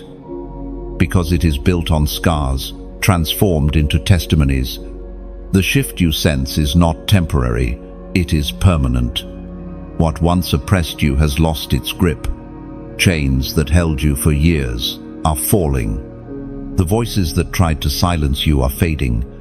You are rising, not timidly, but with boldness born from heaven's confirmation. Do not underestimate this transformation. It is not only for your benefit, but for the lives connected to you. As you step into authority, others will follow. Your courage will spark theirs. Your freedom will guide theirs. And your light will expose their darkness. You are a pioneer of breakthrough. And in this very moment, God confirms His word with a prophetic sign, a number carrying His message. Numbers are not random in the kingdom. 40 represented testing. 12 symbolized government. 3 declared resurrection. For you, the number being released is 555. Why this number? Because 5 is the number of grace. Grace is not simply mercy for mistakes, it is power for destiny. Grace is what lifted you when guilt tried to bury you. Grace is what held you when strength was gone. Grace is what kept your light burning when darkness surrounded you. Grace is not a thin thread, barely holding you together. It is a strong rope, woven by heaven itself, binding your life to God's promises. Grace has walked beside you in valleys where no one else understood. Grace has spoken over you in whispers when your own voice had gone silent. Grace is the reason you are still standing here, unbroken, unshaken, and ready for more. When multiplied threefold, this number becomes heaven's loud declaration, grace in abundance. Not just enough to get by, but more than enough to restore what was lost, to fuel what lies ahead, to empower what you are called to do. Grace is heaven's assurance that you will not run out of strength in the middle of your race. Grace is heaven's guarantee that you will finish well. Chosen one. Think of your life as a vessel. Some seasons, it felt cracked, leaking, fragile. Yet somehow, the oil never completely ran dry. Somehow, there was always just enough for one more step, one more day, one more prayer. That somehow was never coincidence, it was grace. And now, your vessel is not only being mended, it is being filled to overflowing. This number is not meant to intimidate you with mystery, it is meant to remind you of love. God is saying, I have not only forgiven you, I have empowered you. I have not only carried you, I have positioned you. I have not only lifted you, I have crowned you with purpose. So let this be a turning point in your heart. Stop looking at your past with regret. Stop doubting if you are worthy of what is coming. Grace says you are covered. Grace says you are chosen. Grace says you are ready. Not because of your strength, but because of His. Now, chosen one, it is your moment to respond. Align your heart. Not in silence, but in declaration. At this very moment, seal this word with a prophetic act. Write in the comments, 555. When you do, you are not typing numbers, you are declaring identity. You are saying, grace defines me. Grace surrounds me. Grace will carry me into everything God has promised. And this is your confirmation. The tests did not break you. The silence did not bury you. Grace has brought you through, and grace will take you further. And today, heaven has stamped your path with 555. Chosen one. There is a sacred weight to perseverance that only those who have endured can understand. You have walked through valleys, carried burdens, and endured moments when surrender felt easier than pressing on, yet you did not give up. What you may not realize is that every step you took in endurance was writing a testimony stronger than any sermon. Heaven does not measure your worth by how easily you win, but by how faithfully you endure. Faith that is never tested is faith that cannot be trusted. But you, chosen one, have been tested in the fire, and what has emerged is not ash, but gold. Your trials did not disqualify you, they refined you. They proved that your faith is not fragile, but forged. The Apostle Peter reminds us in his first letter, chapter 1, verse 7, "These trials will show that your faith is genuine. It is being tested as fire tests and purifies gold, though your faith is far more precious than mere gold." Chosen one, do you see? The fire that once terrified you was never meant to destroy you. It was meant to reveal what was already inside of you. And now, your endurance has become a banner of heaven's faithfulness. Think back on the nights when despair seemed to drown your prayers. Think of the mornings when you questioned why you should rise again, yet you did. That persistence was not weakness, it was worship. Every time you chose to keep moving, even with trembling steps, you declared that God's promise was stronger than your pain. Perseverance is not glamorous. It does not always look like victory marches or loud declarations. Often, it looks like a whisper of prayer in the middle of the night. It looks like standing still when the winds of life rage. It looks like refusing to let go of God's hand, even when you cannot see where He is leading. Chosen one, perseverance is heaven's mark upon you, and it is also heaven's weapon through you. For your endurance does not only bless your life, it becomes a testimony for others.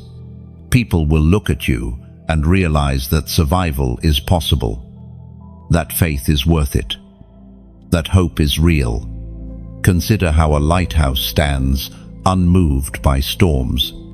Waves crash, winds howl, but the light does not flicker. That is what your perseverance has been, an unshaken light for those who watch from a distance. They may not tell you, but your steadfastness is guiding them to safety. And here is the mystery. Perseverance is not natural. It is supernatural. Left to your own strength, you would have collapsed long ago. But what carried you was not mere determination, it was divine empowerment. The Spirit within you sustained you when nothing else could. That is why the enemy could not destroy you, because you were held by a power greater than yourself. Chosen one, perseverance has now birthed authority. You speak differently because you have lived differently. Your words carry weight because they are not theory, they are testimony. You are not just repeating truths, you are embodying them. And that embodiment will draw others into courage. There is also reward for endurance. Scripture tells us again and again that those who endure to the end will be saved, that crowns are reserved for the faithful, that perseverance builds character, and character produces hope. Your endurance is not only shaping you, it is storing eternal reward for you. But hear this, perseverance is not only about waiting, it is about becoming. You did not simply survive time, you transformed in it. You emerged, wiser, deeper, stronger. What the enemy hoped would weaken you actually enlarged you. Your capacity for faith has grown. Your sensitivity to God's voice has sharpened. Your resilience has deepened. Chosen one, imagine your life like a tree. Storms have battered it. Seasons have stripped it. Yet the roots have only grown deeper. Now, fruit is appearing on the branches. not because life has been easy, but because endurance made the roots unshakable. That is the testimony of perseverance. You may sometimes wonder why the journey was so long, why the battles were so fierce, why the silence lasted so long. The answer is simple, yet profound. Because your destiny is weighty. Light callings require little testing. Heavy callings demand deep endurance.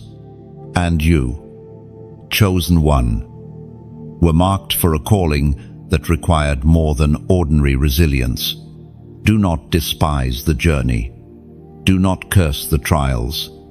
Every one of them carried purpose. Every valley prepared you for the mountaintop. Every tear watered seeds of future joy. Every setback positioned you for a greater comeback. Nothing was wasted. And now, you carry the authority of one who has endured.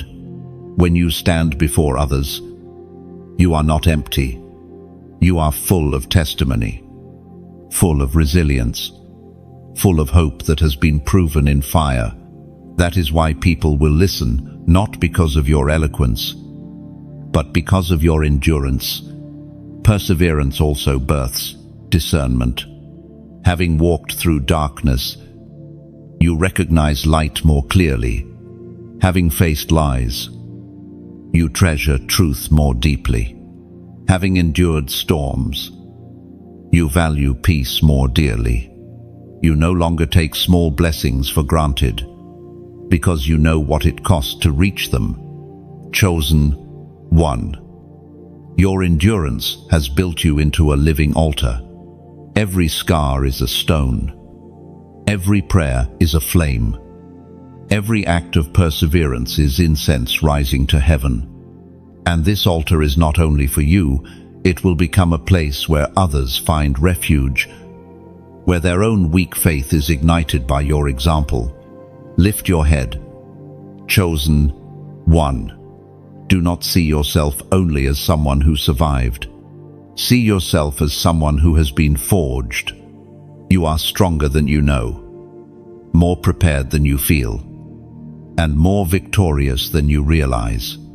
Perseverance is your proof, and it is heaven's seal upon you. Keep walking, not in despair, but in confidence. For the same God who carried you through will carry you forward. The same endurance that sustained you will elevate you, and the crown reserved for those who finish well is closer than you think. Chosen one. You are proof that perseverance is not wasted. It is rewarded, and the story of your endurance will echo far beyond your lifetime, inspiring others to believe, to endure, and to rise. Chosen one. By now you must see it clearly. Your journey was never meant to end in defeat. Every step, every test, every tear has carried you here, into a season of breakthrough that will not only bless your life, but ripple into the lives of many others. You have been called to shine not with a light that draws attention to yourself, but with a light that reflects heaven. And when light shines, darkness cannot remain. But this light, chosen one, is not only for you to hold privately. It is a flame meant to spread. It is a fire meant to ignite others. You are not the end of this story. You are a torchbearer, carrying a spark that must move from your life into the lives of those around you. Think of it this way. When a single candle burns in a dark room, it changes everything. But when one candle lights another, and then another, soon the entire space glows. This is why it matters that you remain connected. When you share this message, when you pass it along, you are not simply pressing a button, you are lighting another candle. And when you subscribe, you are not just joining a channel, you are stepping closer to a community of light bearers, walking together through the same fire and toward the same destiny.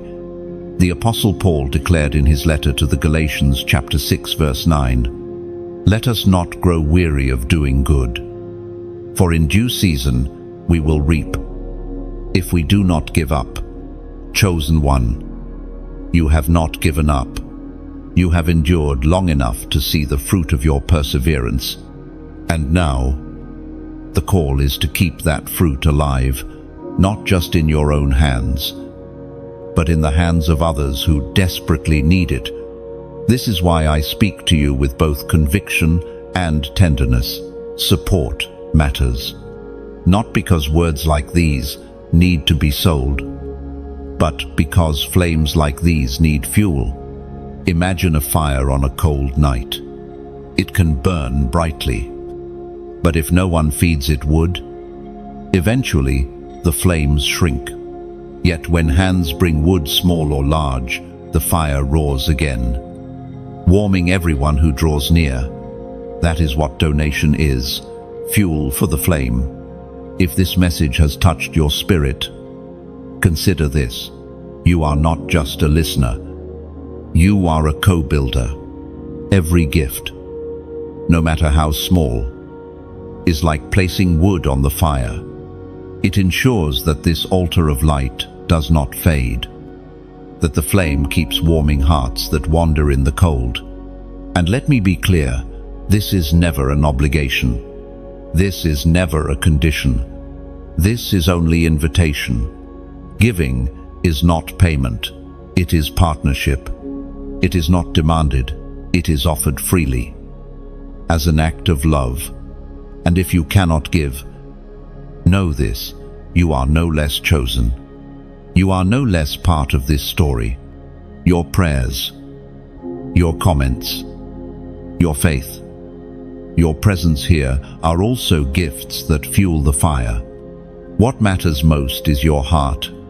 But if you do feel that nudge, that quiet whisper within saying, "Sow," then sow with joy, knowing that your seed becomes part of something eternal. Chosen one, when you like, when you share, when you subscribe, you are expanding the reach of this fire. You are helping others step out of shadows into light. There are people you may never meet whose lives will change because you chose to pass this flame forward. That is the beauty of community. It multiplies what began in one heart until it becomes a movement. Think of the widow's oil. It multiplied only as she poured it out. The jars filled as long as there was space to receive. This message is like that oil. It pours out into every vessel that makes room. When you make space by engaging, by sharing, by sowing, the oil continues to flow. And as long as there is pouring, there will be multiplying. You see, chosen one, God is not only calling you to receive, He is calling you to release. You are not a reservoir meant to hoard blessing. You are a river meant to carry blessing. As the light flows into you, let it flow through you. As the flame warms you, let it warm others. As the word strengthens you, let it strengthen others. So I speak this gently yet boldly. Do not underestimate what your hands can do. A simple like, a simple share, a simple seed can carry eternal impact. Because when you move, heaven multiplies it. What feels small in your hands is mighty in His. Chosen one, I remind you again, this is not about pressure. This is about partnership. This is not about meeting a demand. This is about answering an invitation. Just as you were chosen to carry light, you are also chosen to keep it burning for others. And the truth is, the crown that waits for you, the destiny marked for you, is not only about endurance, it is about stewardship. What will you do with what you've been given? Will you let it shine only for yourself? Or will you allow it to spread until the world around you changes? Lift your head. Chosen one, this is your moment to shine brighter, not only in your own life, but in the lives of those you touch. And remember, the light you pass on will someday return to you, multiplied. For the seeds you sow, whether in words, actions, or gifts, will bear fruit in ways you may never fully see on this side of eternity. You are chosen, you are crowned, and you are called to keep the fire alive. Chosen one, when heaven looks at you, it does not see a mistake. It does not see someone who barely made it through. It sees someone set apart, someone who carries within them the fingerprints of eternity. You have walked through battles that should have broken you, yet here you are still standing, still breathing, still carrying light in a world desperate for it. Do not underestimate what that means. Every time you rise after falling, every time you hope after weeping, every time you believe after doubting, you are proving the enemy wrong. Your life is a contradiction to darkness. It testifies that despair is not final, that silence is not absence, that loss is not the end of the story. The Word of God declares in the book of Isaiah, chapter 43, verse 2, "When you pass through the waters, I will be with you, and when you pass through the rivers, they will not sweep over you. When you walk through the fire, you will not be burned. The flames will not set you ablaze." Chosen one, this promise has carried you even when you didn't realize it. The waters tried to overwhelm you, but you were not swept away. The fires tried to consume you, but you were not destroyed. Why? Because the hand of the Lord has been steady upon you. And now, you stand in a season of recognition, not recognition from people, but recognition from heaven. You have passed through tests, and you have not walked alone.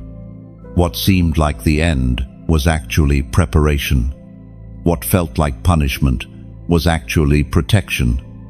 And what looked like rejection was in fact redirection. Think about this.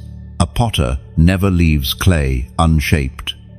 He presses, molds, and reshapes until the vessel matches the vision in his mind. That has been your journey. The pressure you felt was not to break you, but to form you. The stretching was not to harm you, but to enlarge you. And now, you are being presented as a vessel fit for the calling he has marked upon you. Chosen one, the days of hiding are drawing to an end. The season of preparation is shifting into the season of release. Where you were once overlooked, now you will be noticed. Where you were once in the background, now you will be brought forward, not for your glory, but for his, not to exalt your name, but to display his power through your story. But here is what you must remember. When God elevates you, the weight increases. Influence is not just opportunity, it is responsibility. The greater the platform, the heavier the mantle. And yet, you are ready. Every scar prepared you. Every valley strengthened you. Every night of tears trained you. You are not stepping into this unprepared, you are stepping in equipped. And though others may not see the preparation, heaven does. That is why the shift is happening now. Not because of chance, not because of luck, but because the appointed time has arrived.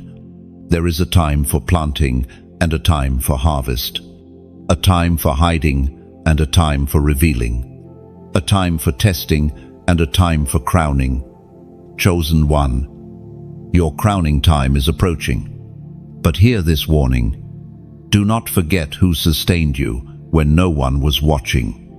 Do not forget who carried you when no one believed in you. Do not forget who whispered to you in silence. It was not your own strength. It was not human applause. It was God, and God alone. If you keep him as your center, you will not only rise, you will remain. Think of Joseph, forgotten in prison, misunderstood by his own family, betrayed by those he trusted, and yet the very places of rejection became stepping stones to destiny. When his time came, no man could stop the crown. Your story echoes his. Chosen one, what was meant to harm you will be turned for good. This is why you must declare your faith boldly, not timidly, not in whispers of uncertainty, but in strong proclamations that align your spirit with heaven.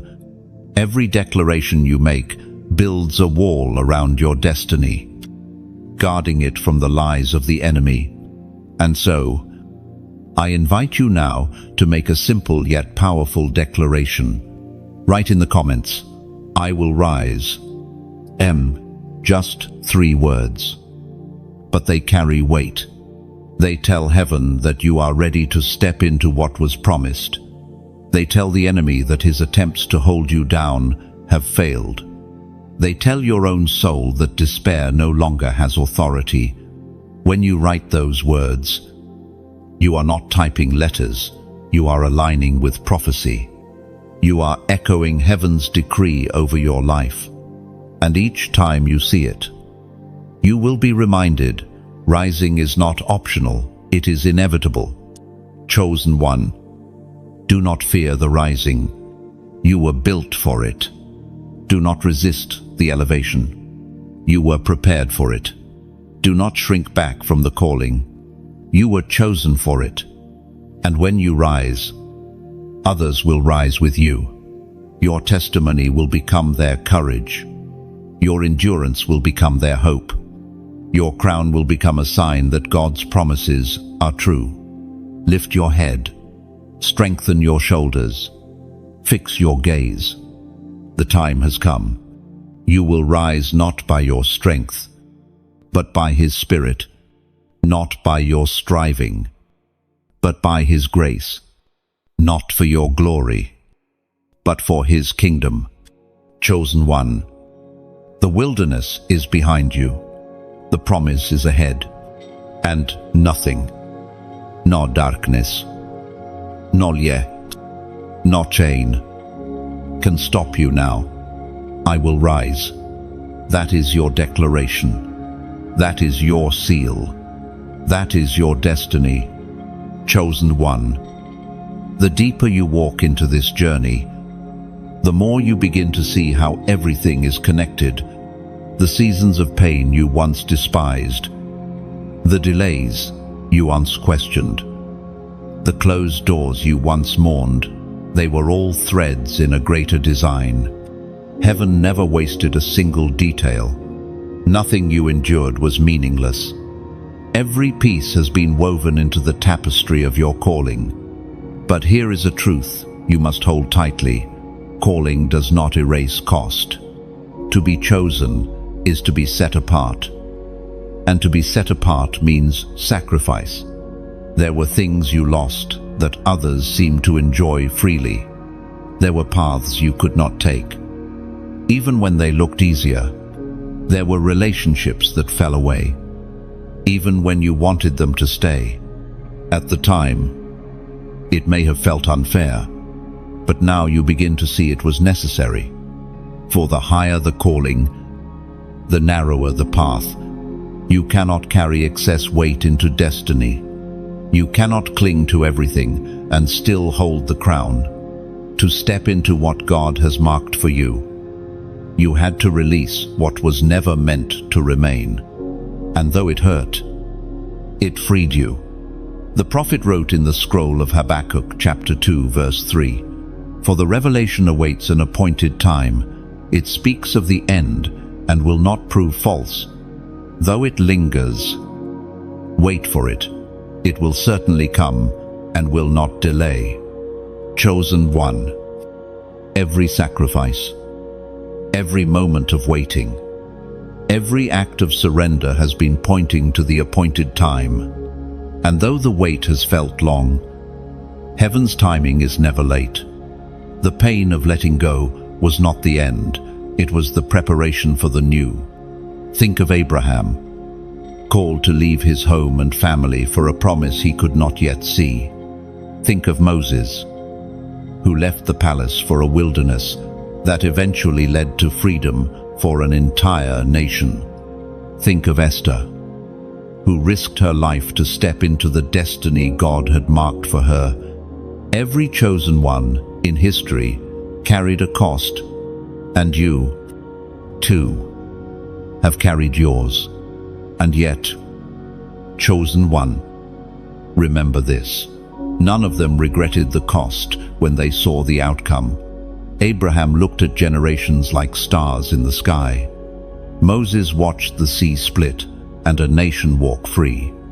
Esther saw her people delivered from destruction. Their obedience looked costly at the beginning, but it birthed legacies that still echo through eternity. Yours will be the same, for when you look back one day, you will not measure your life by what you lost, but by what was gained through your surrender. The crown you carry will shine brighter than the sacrifices you laid down, and those who witness your story will understand that the narrow road of a chosen one always leads to the wide expanse of God's glory. But the cost is never greater than the glory to come.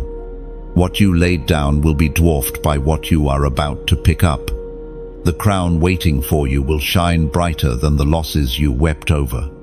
The destiny unfolding in your life will make sense of the sacrifices you once didn't understand. Chosen one, you must also see this. The cost you carried was not punishment, it was protection. God did not remove people, places, and things from your life to harm you. He removed them to preserve you. What you could not see at the time was the weight of the crown He was preparing you to hold. And if you had held on to what was fading, it would have weakened your grip on what was eternal. Do not mourn forever what left. Instead, honor what remains, the faith you still carry, the fire still burning in your heart, the presence of God that has never left you. These are treasures no one can take. Chosen one, your sacrifices have made room for glory. Your waiting has sharpened your strength. Your losses have prepared you for gain. And though the world may never understand why you chose the narrow path, heaven applauds you. Angels have witnessed your obedience, and your name is written in the story of the faithful. Lift your eyes and look forward. Do not dwell in regret. What is ahead of you will redeem every moment of pain behind you. You will see why you had to endure the stripping, the silence, the separation. For only in emptiness can God pour fullness. Only in surrender can God release power. Only in obedience can God reveal destiny. And when the fullness of time arrives, you will not remember the pain with bitterness. You will remember it with gratitude. You will say, "It was worth it." Every tear, every trial, every sacrifice was worth the crown, worth the calling, worth the closeness to God that I now carry. And, chosen one, you are closer than you think.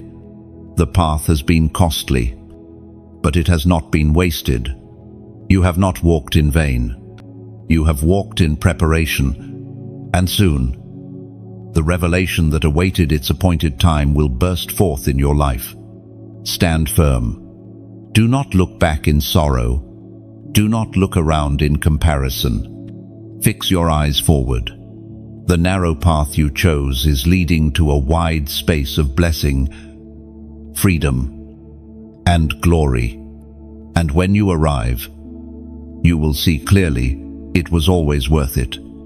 Chosen one, there are seasons in your journey where the weight you carry is not only for yourself, but for others. You begin to realize that your life is not an isolated story, but a thread in a divine tapestry woven for generations. The battles you face are never just about you. The victories you win, the scars you bear, the tears you shed, they all become seeds for someone else's breakthrough. You may have wondered why the pressure has felt so heavy. It is because you are carrying more than your own destiny.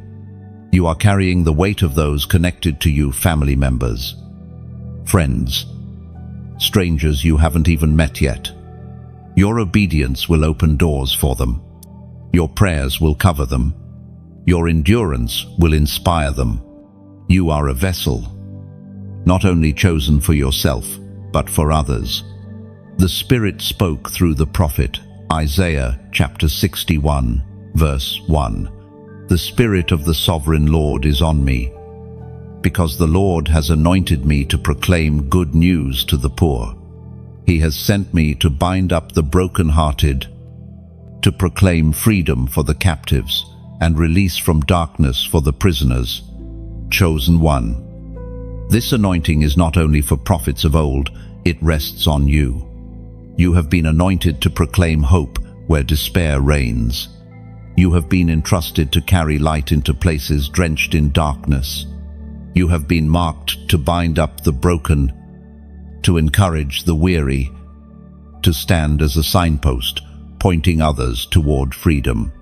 Do not minimize your calling.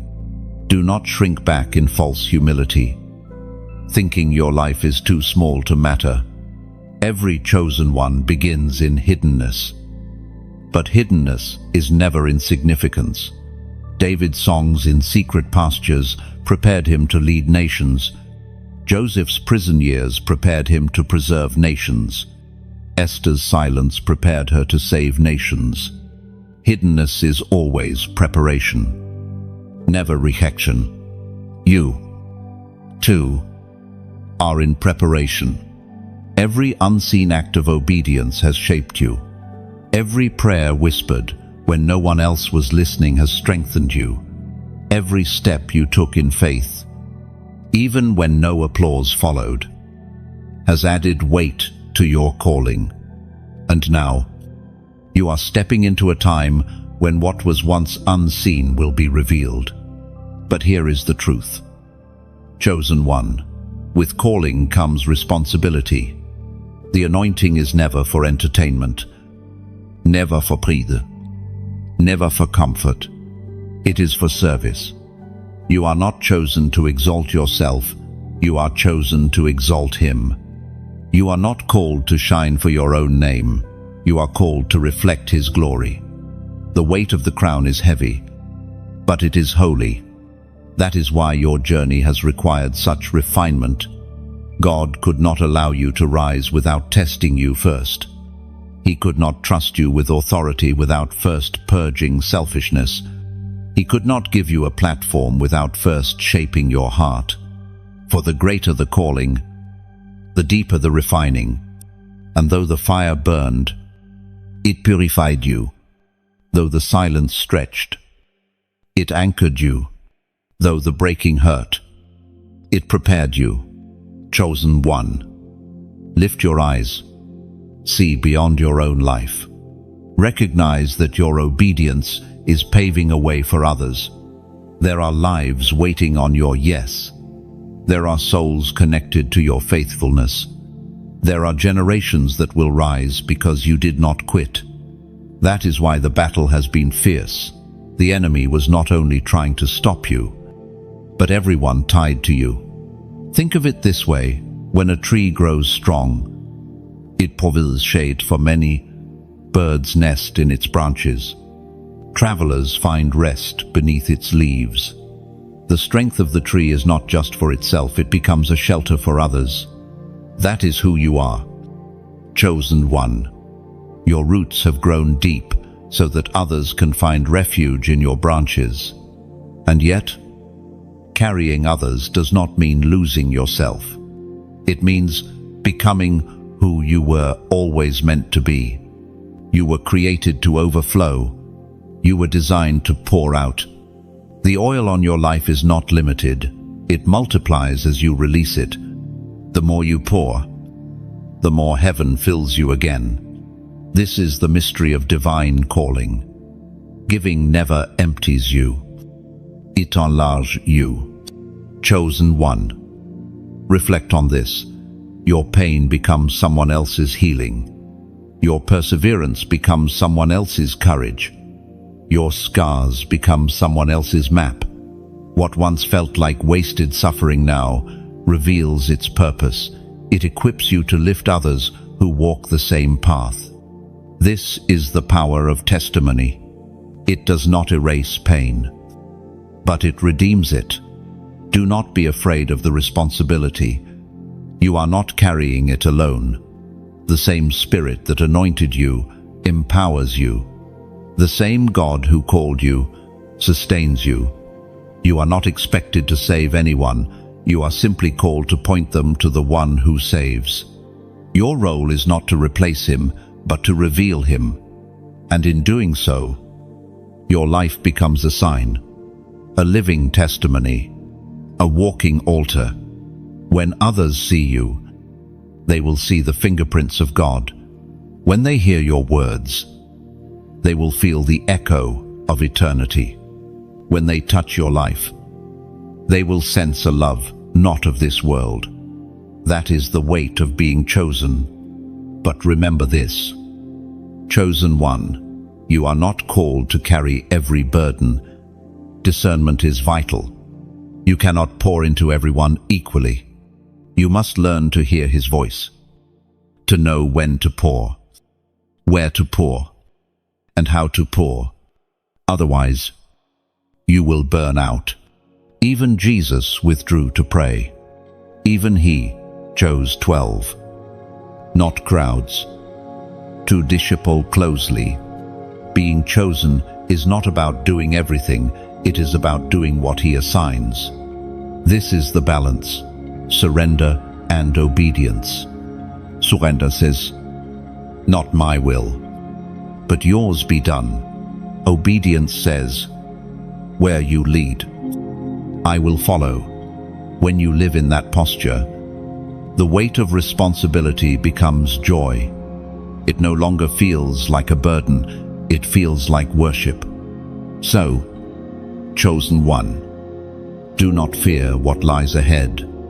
Do not shrink back from the mantle resting on your shoulders. You were created for this. You were trained for this. You were chosen for this.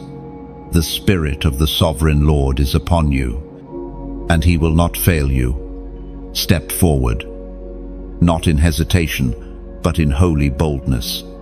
Step forward, knowing your story is bigger than you. Step forward, knowing your obedience will unlock chains for others. Step forward, knowing your testimony will ripple across generations. For this is not the end of your journey, it is the beginning of a new chapter. One where your crown is not only for your head, but for the kingdom. One where your scars are not only reminders of pain, but roadmaps for others. One where your life becomes a beacon, pointing the broken toward hope. Chosen one, the anointing is on you. The responsibility is with you. The time is now. Walk forward, and let heaven's story continue through your life. Chosen one, pause and listen carefully. This moment is not ordinary. Heaven has pressed pause on everything around you so that you could receive this exact word. You have endured storms, walked through silence, carried burdens heavier than most will ever know. And yet, here you stand, still breathing, still chosen, still carrying the seal of destiny upon your life. There is a shift taking place. You may not see it fully yet, but your spirit senses it. Chains that bound you are breaking. Doors that resisted you are beginning to open. Darkness that tried to suffocate you is losing its grip.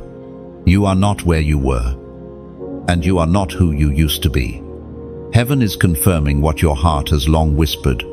You are stepping into a new season.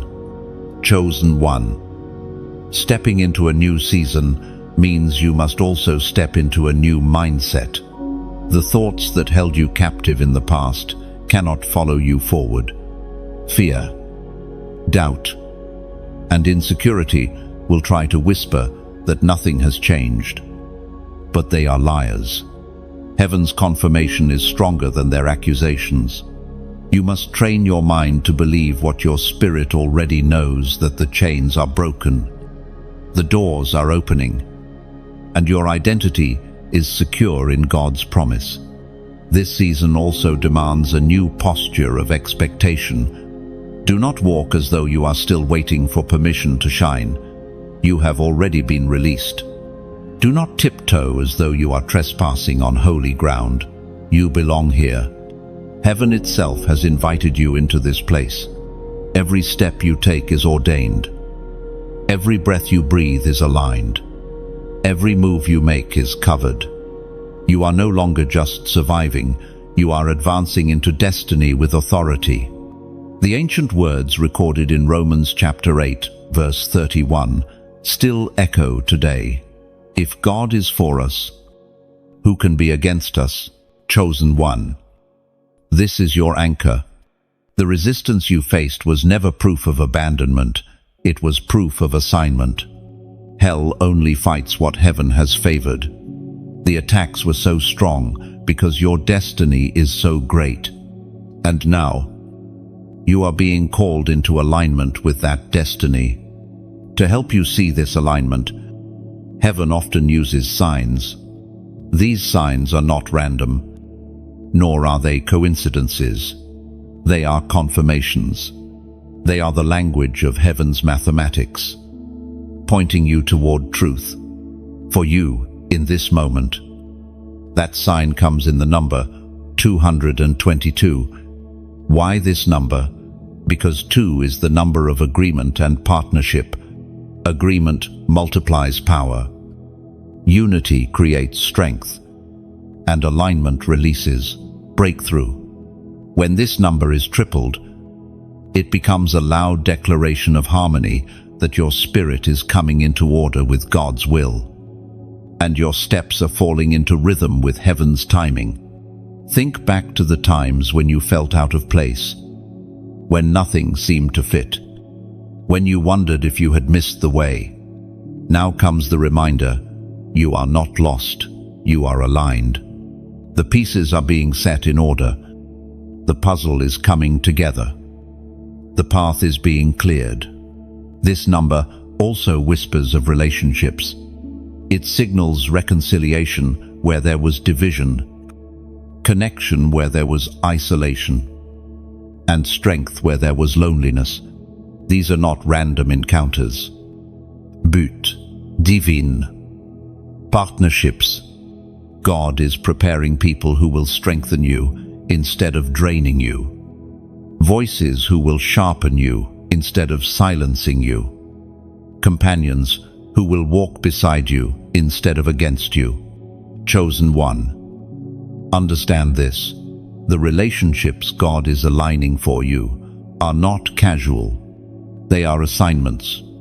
Some people are sent into your life not to take from you, but to build with you. They will stand in prayer when your knees are weak. They will speak life when your voice trembles. They will hold you up when the weight feels unbearable. These divine partnerships are heaven's answer to your hidden cries of loneliness.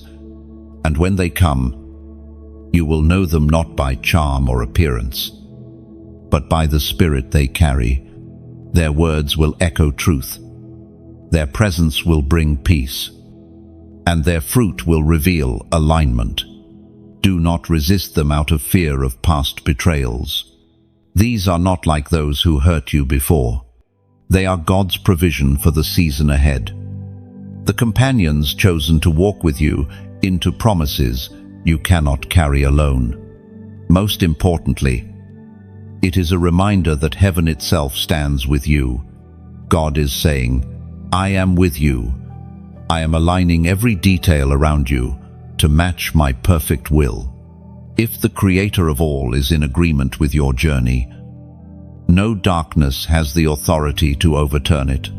And now, Chosen One, I invite you to respond, not passively, not in silence, but boldly.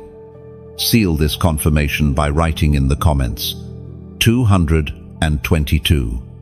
It may look like just 3 digits, but it is more than that. It is your prophetic act of agreement. It is your way of saying, I walk in step with heaven. I align with God's design for my life. I will not be shaken, for I am connected to His plan. Carry this reminder with you. Let it strengthen you in seasons of doubt, encourage you in times of loneliness, and embolden you when the road feels uncertain. For you are aligned, you are not forgotten, and you are chosen. Chosen One. Lean in now. The words you are hearing are not ordinary. They are divine reminders. You have been carried through storms, lifted out of pits, and refined by fire. All of this so you could stand here today, not as a victim, but as a victor. You are not weak. You are strong. You are not forgotten. You are chosen. You are not wandering. You are being led. But here is the truth. What you carry inside is not only for yourself. The oil on your life, the wisdom gained through trials, the fire burning in your spirit, it is meant to pour out into others. Every scar you carry is a testimony someone else needs to hear. Every tear you shed has become water for someone else's seed of hope. You are not only chosen to survive, you are chosen to multiply light. Chosen One. Picture your life as a river. The water flowing through it was never meant to remain contained, but to travel outward, bringing refreshment to dry lands. The wisdom, the scars, the victories you carry are like streams of living water. As they pour from you, they restore others, turning barren places into fertile ground. Your journey was designed not just to fill your own soul, but to quench the thirst of countless others. And just as a lamp is not lit to be hidden under a basket, your fire is not meant to burn unseen. It is meant to spread, to give warmth, to guide those stumbling in the dark. What you endured became oil for the flame, and what you release becomes light for someone else's night. You are not only a survivor, you are a lighthouse, standing firm, pointing others towards safe shores with the steady glow of your testimony. The voice of God thundered in the book of Exodus, chapter 14, verse 14. The Lord will fight for you. You need only to be still. Chosen One. That promise is still alive. It has been your anchor through storms. And now, it is the same promise that will sustain this flame, so it continues to burn, not just for you, but for every soul still searching for hope. That is why this work matters. Every message, every word, every reminder sent into the darkness is like a torch held high. It lights the way for someone who feels lost. It whispers life to someone ready to give up. It restores hope to someone who thought they were forgotten. But just as a flame needs oxygen to survive, this light needs support to shine brighter. When you like, when you share, when you subscribe, you are not simply helping an algorithm, you are helping the message of hope reach the next weary soul who needs it. You are helping someone hear the very words that could save their life. Think of it like passing the torch. The more hands it touches, the more light fills the darkness. And yes, Chosen One, There is also the invitation to give. I speak of it gently, sincerely, because giving is never demanded, it is offered. Just as a fire cannot continue without wood, this work cannot continue without fuel. Every seed sown, every gift given, becomes a piece of wood placed on the altar. It keeps the flame alive, burning brighter, reaching further. Do not think of it as obligation. Think of it as partnership. You are not paying for words. You are fueling a mission. You are not covering a cost. You are igniting a cause. Even the smallest seed carries weight, because when placed in God's hands, it multiplies beyond measure. Imagine with me a lamp burning in a dark room, alone. It flickers and may fade, but when hands bring oil, the lamp continues to glow. That oil becomes light. That light becomes hope, and that hope becomes life. That is what your support does. Whether through a simple click or a heartfelt gift, it keeps the lamp burning for those who have yet to find their way home. And if you cannot give in money, do not feel condemned. Your prayers, your presence, your engagement are also seeds. When you stand with this mission, even in spirit, you are part of the flame. Every act of support, small or large, is seen in heaven and multiplied on earth. Chosen one. Remember the widow's offering. She gave what seemed little, yet in heaven's eyes it was everything. What matters is not the size, but the sincerity. God honors every heart that gives with love, whether through words, prayer, or gifts. So I say this to you with deep gratitude. Like, share, subscribe, not for numbers, but for souls.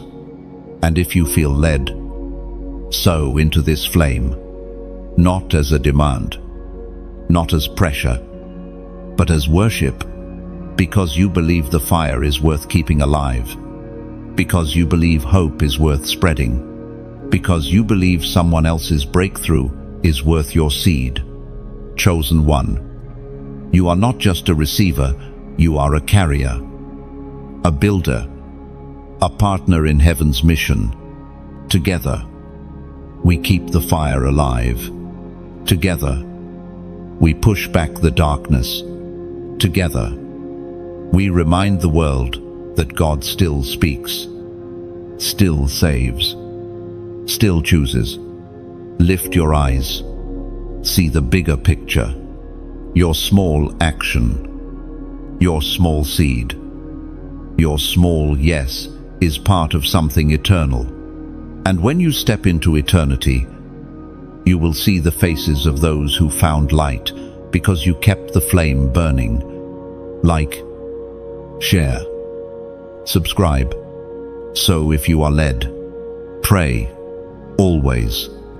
And know this, you are not only chosen to receive, you are chosen to give, to pour, to partner with heaven in igniting light across the earth. Chosen one. Hear this with your whole heart. You have been carried through trials not only to survive, but to be set apart.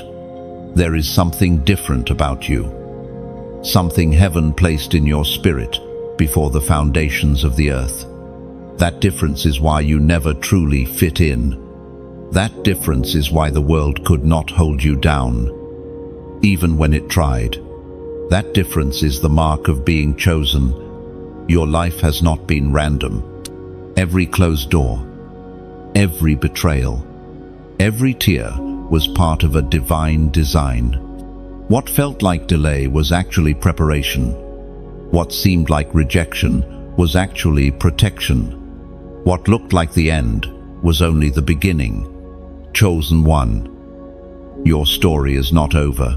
It is unfolding exactly as heaven has written it. Chosen one. Sometimes the very door that shut in your face was heaven, shielding you from harm. The rejection you felt was a redirection towards something greater.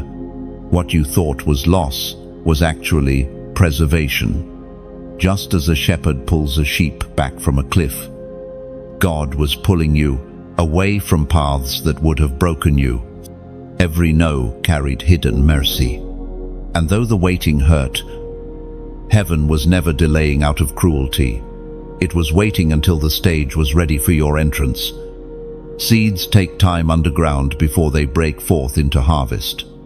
Likewise, your hidden season was the soil of destiny. What seemed buried was only being prepared to bloom in the appointed time, as was spoken in the sacred texts of old. From Psalm chapter 30, verse 5, "Weeping may stay for the night, but rejoicing comes in the morning." Chosen one, this is the pattern of your journey. The nights have been long and heavy, but the dawn is rising. You have wept in silence, but joy is waiting to flood your soul. You have walked through darkness, but light is breaking through. The morning of your destiny is approaching, and nothing can stop it. Think of Joseph, sold into slavery, forgotten in prison. It looked like everything was against him, yet every valley was leading him closer to the palace. His story was not over in the pit, it was only beginning. Your story carries the same rhythm. The pits you endured will one day prove to be stepping stones toward your crown. You may feel unqualified. You may wonder why God would choose someone like you. But remember this, He has always chosen the unlikely. David was the youngest, overlooked by his family, yet he was anointed king. Moses stuttered, yet he was chosen to lead. Esther was an orphan, yet she became a queen who saved her people. Heaven delights in taking the least expected and raising them for greatness. Chosen one, you are part of that lineage.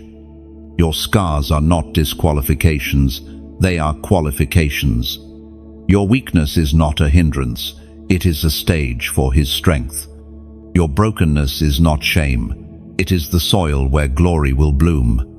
What you carry may feel fragile, but it is powerful. It is light that terrifies darkness, truth that breaks lies, love that dismantles fear. Now, the Spirit is pressing this into your heart. Do not remain silent. Your testimony is not just for you, it is for others. Every time you share what God has done, you are unlocking doors for someone else. Your story is a key, and many are waiting for it. Do not underestimate the power of your words. Chosen one, your calling is weighty, but you are not carrying it alone. Heaven surrounds you. Angels walk beside you. The Spirit within you empowers you. You do not rise in your own strength, you rise in His. And because of that, nothing can stop what He has begun in your life. So when fear whispers again, when doubt tries to creep in, when voices say you cannot remember who called you, He has never failed. And He never will. What He starts, He finishes. What He promises, He fulfills. What He ordains, He sustains. And now, I invite you to respond not just by hearing, but by declaring. Let your voice align with heaven's decree over your life. Type in the comments, I am chosen. 3 words. Simple, but powerful. When you write them, you are not typing letters, you are sealing truth. You are declaring to heaven, to earth, and to your own soul that you know who you are. You are chosen, set apart, anointed, and destined. This act is more than symbolic. It is a prophetic step. When you say, I am chosen. You silence the lies that said you were forgotten. You silence the fears that said you were unworthy. You silence the doubts that said your story was over. Instead, you echo heaven's truth. You are called. You are crowned. You are chosen. Carry those words with you. Chosen one. Whisper them in the night when fear presses in. Speak them in the morning when doubts try to rise. Remind yourself daily, I am chosen, and let that truth shape how you walk, how you speak, how you live. For the world needs your light. Heaven has invested in you, and your declaration is the first step in walking boldly into the destiny written for you. Chosen one, rise with courage. You are not hidden anymore. You are not overlooked anymore. You are not silenced anymore. The time has come. Step forward and wear the crown heaven placed upon your head. Chosen one. The journey of transformation is not a straight line, nor is it predictable. You have already discovered that God leads you through valleys before mountains, through wilderness before promise, through silence before songs of victory. And yet, every twist, every delay, every detour has carried purpose. None of it has been wasted. You are not walking in circles, you are walking in layers. Each one drawing you deeper into the fullness of your calling. At times, it may have felt like you were repeating the same battles, facing the same storms, enduring the same pain. But if you look closely, you will realize you were not repeating, you were refining. Each round taught you something new. Each struggle carved wisdom deeper into your soul. Each storm that once terrified you has now equipped you with authority to speak peace into the storms of others. It is written in the book of James, chapter 1, verse 12, "Blessed is the one who perseveres under trial, because, having stood the test, that person will receive the crown of life that the Lord has promised to those who love him." Chosen one. Do you see? The very tests you hated were the very gates to your crown.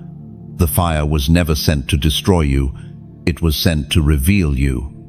The silence was not rejection, it was invitation into intimacy. The waiting was not punishment, it was preparation. Heaven has not been cruel, it has been careful. God has not been absent, he has been near, crafting you into the vessel you were always meant to become. Think of the butterfly. Before it emerges in splendor, it must endure confinement in the cocoon. What feels like darkness is actually transformation. Muscles strengthen as it struggles against the walls, preparing it for flight. If the cocoon were cut open too soon, the butterfly would never fly. The struggle is necessary for strength. So too with you. Chosen one. Your cocoon was not a prison, it was a workshop of destiny. You have now emerged with wings. And though you may still feel traces of heaviness from the journey, you must learn to see yourself differently. You are not who you were. You are no longer bound, no longer silenced, no longer chained to cycles of despair. You are free. And freedom carries responsibility. You are now called to fly, to rise, to stretch into the skies of possibility God has opened before you. But flight also requires trust. A butterfly cannot remain attached to the cocoon forever. To soar, it must let go of the old. Chosen one. You too must release the remnants of the past. Let go of regrets that weigh you down. Let go of shame that whispers you are unworthy. Let go of fear that chains your wings. You cannot carry yesterday into tomorrow. It will only ground you. Chosen one. God is calling you higher. You may have thought the wilderness was the end, but it was only the beginning. You may have thought the fire was your breaking, but it was your making. You may have thought silence meant abandonment, but it meant preparation. Everything has been leading to this moment of release. And yet, with release comes responsibility. You must guard what God has placed within you. Authority is not licensed to boast. It is a mantle to carry with humility. Power is not given to exalt yourself. It is given to serve others. The crown you receive is not for display. It is for leadership, for guidance, for protection of those entrusted to your influence. Chosen one. Leadership in God's kingdom looks different. It is not about being served, but about serving. It is not about demanding loyalty, but about offering love. It is not about building your name, but about building His kingdom. That is why the crown is heavy, because it is holy. Look back for a moment. Every valley carved compassion into your soul. Every trial expanded your empathy. Every scar became a reminder that others bleed too. These qualities are not weaknesses, they are strengths. They are the very qualities that qualify you to lead. For true leaders are not those who rise untouched by pain, but those who have walked through it and emerged with wisdom to guide others through. Chosen one. Your testimony is your authority. Your endurance is your credential. Your scars are your ordination. Heaven has already signed your calling. And now it is time to step forward into it without fear. But do not rush ahead recklessly. Remain rooted in the one who called you. Authority apart from intimacy is dangerous. Power without prayer is hollow. Influence without humility is corruption. You must remain anchored in His presence, for that is where your strength flows. Chosen one. This is a season not only of rising, but of abiding. You are not called to sprint aimlessly, but to walk steadily in step with the Spirit. Every day is an opportunity to listen, to learn, to lean on God. This is not a race against others. It is a race of obedience. Your finish line is not recognition from people, but faithfulness before God. So walk with courage, but also with humility. Rise boldly, but bow often. Speak with authority, but listen always.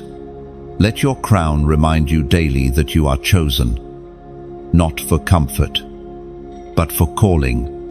And when storms come again, as they will, you will not fear. For storms no longer terrify those who know the one who calms them. When darkness rises again, as it will, you will not tremble. For you carry light that darkness cannot extinguish. When trials knock again, as they will, you will not collapse. For you have learned to endure, and endurance has built within you a foundation unshakable. Chosen one. Breathe deeply. The worst is behind you. The fire has refined you. The silence has sharpened you. The breaking has built you. And now, you carry within you a strength the enemy cannot steal. A light the darkness cannot extinguish. A destiny no man can deny. Lift your head. Straighten your shoulders. Spread your wings. The time has come not for hiding, not for shrinking, not for fearing, but for flying. Heaven has marked you, and earth will witness you rise. Chosen one, as you step deeper into this unfolding path, you begin to realize that your journey is not just about overcoming trials or receiving blessings. It is about transformation at the very core of who you are. The old self is falling away, and the new self, rooted in divine identity, is emerging. This is not a surface change, but a rebirth of spirit, a reorientation of your heart toward eternity. There was a time when you defined yourself by wounds, failures, and rejections. You looked at your scars and saw weakness. You remembered your mistakes and felt disqualified. You carried rejection as though it were your name. But heaven has always seen differently. God never called you by your wounds. He called you by your destiny. He never defined you by what broke you. He defined you by what He placed inside of you before time began. It was proclaimed in the second letter to Timothy, chapter 1, verse 7. For God has not given us a spirit of fear, but of power, of love, and of a sound mind. Chosen one. Fear was never your inheritance. Shame was never your destiny. Doubt was never your crown. You were always meant to carry power, to radiate love, to walk in soundness of mind. What you thought was a broken identity was actually a battlefield where heaven was training you to reclaim what was always yours. Think about this. A diamond is not born shining. It is hidden deep within the earth, under layers of rock and pressure. Only through cutting, chiseling, and refining does its brilliance emerge. That has been your journey.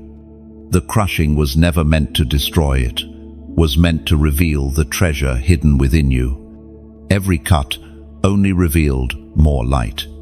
Every pressure only produced more brilliance. Chosen one. Do not despise the process. Transformation is not easy. It stretches. It shakes. It shatters illusions. But what emerges on the other side is something eternal. You are not simply being restored to who you once were. You are being remade into who you were always destined to be. This is the mystery of grace. God takes ashes and makes beauty. He takes brokenness and creates strength. He takes the rejected and declares them chosen. Your transformation is also a sign to others. Many around you have watched your journey, some doubting, some mocking, some dismissing. But as you rise, they will see undeniable evidence of God's hand. Your life itself becomes a testimony louder than words. Where you once carried shame, you will now carry influence. Where you once felt invisible, you will now shine as a beacon, not for your own glory, but for His. Chosen one. Understand this. Transformation does not mean perfection. You will still stumble. You will still face trials. You will still wrestle with weakness.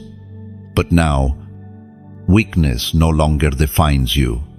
Instead, weakness becomes a stage where God's power is displayed. Transformation is not the absence of struggle, it is the presence of victory in the midst of it. Look at the pattern of Scripture. Peter denied Jesus 3 times. Yet he became the rock on which the church was built. Paul persecuted the believers, yet he became the apostle to the nations. Mary Magdalene carried a past of chains, yet she became the first to proclaim resurrection.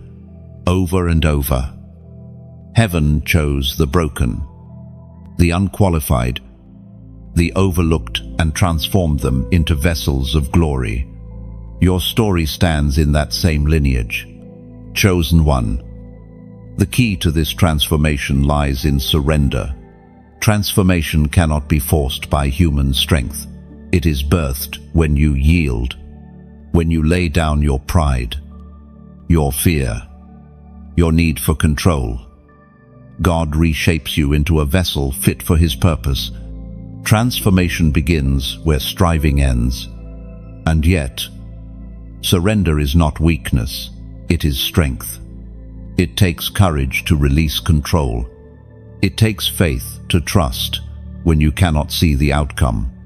It takes boldness to step out of the old and into the unknown. But it is in that surrender that the greatest breakthroughs are born. Chosen one. As you reflect on your own transformation, take note of how far you've come. Remember the nights you thought you wouldn't survive. Remember the moments you nearly gave up. Remember the weight you thought would crush you. And now look, you are still standing. Stronger than before. Wiser than before. More radiant than before. That is not coincidence. That is divine transformation. But transformation is not only for your benefit, it is for those connected to you. Every person who encounters you will encounter the evidence of what God has done. Your words will carry weight. Your presence will carry peace. Your scars will carry stories of hope. You will walk into rooms and shift the atmosphere, not because of who you are, but because of who has transformed you. Chosen one.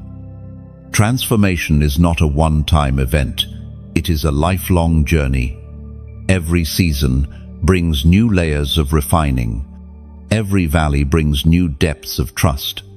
Every mountain brings new views of God's glory. Do not fear the process, for the process is proof that you are alive, chosen, and being shaped continually into His image. And when doubt whispers again, when fear tries to return, when shame attempts to creep back in, remember this: you are not who you were. The old has passed away. The new has come. You are no longer defined by what was done to you, nor by what you did, but by what God has declared over you. Chosen one. Rise in confidence. Walk in the fullness of your identity.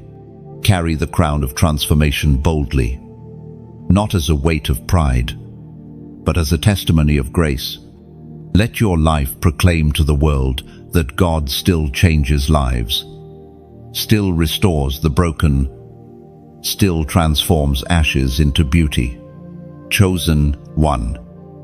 As you approach the final stages of this journey, you begin to understand that the calling placed on your life is not fragile, it is eternal. The world may shake.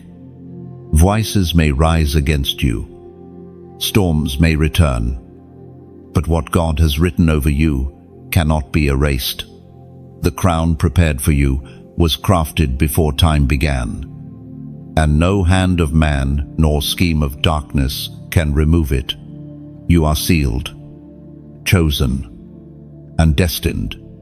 There were moments when you questioned it, nights when you doubted whether you were truly set apart, times when the silence of heaven felt like abandonment. But look now, every question has led you to deeper trust. Every doubt has driven you closer to His presence. Every silence has trained your ears to listen more carefully. The uncertainty did not destroy you, it sharpened you. Chosen one. It was in those very nights of doubt that unseen roots were growing deeper within you. What you thought was weakness was actually strengthening. Every unanswered question anchored you more firmly to faith. Every tear watered seeds of resilience. Every silence became training ground for discernment. You did not realize it then, but heaven was teaching you to hear whispers in the quiet, to recognize truth amid the noise, to stand steady when foundations shook. The uncertainty was never a curse. It was the chiseling tool that shaped you into a vessel ready to carry glory. The Word of God declares in the book of Psalms, chapter 23, verse 4, "Even though I walk through the valley of the shadow of death, I will fear no evil. For you are with me, your rod and your staff. They comfort me." Chosen one. You have walked valleys darker than most could endure. Yet here you stand, not because of your own strength, but because of his presence. The valleys were real. The shadows were heavy, but they did not swallow you. The shepherd was with you. His rod defended you. His staff guided you. His presence preserved you. That is why you still breathe, why you still hope, why you still rise. And now, you are not only called to walk valleys, you are called to lead others through them. For the authority you carry is not theory, it is born from experience. You can speak peace to storms because you have survived them. You can comfort the broken because you know what it is to be shattered. You can guide the wandering because you have felt lost yourself. Your scars are your ordination. Your survival is your testimony. Chosen one. Authority is not given cheaply. It is forged in the fire of trials. The anointing on your life is heavy because the process has been heavy. But that weight is not a burden, it is glory. Heaven entrusted it to you because you proved faithful. Even when no one was watching, you clung to God when it would have been easier to let go. You kept walking when it would have been easier to collapse. You believed when it would have been easier to doubt.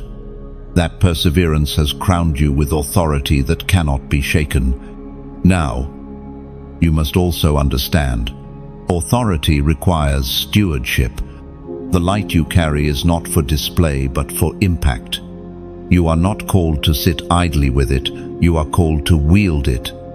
You are chosen not to blend in, but to disrupt the darkness.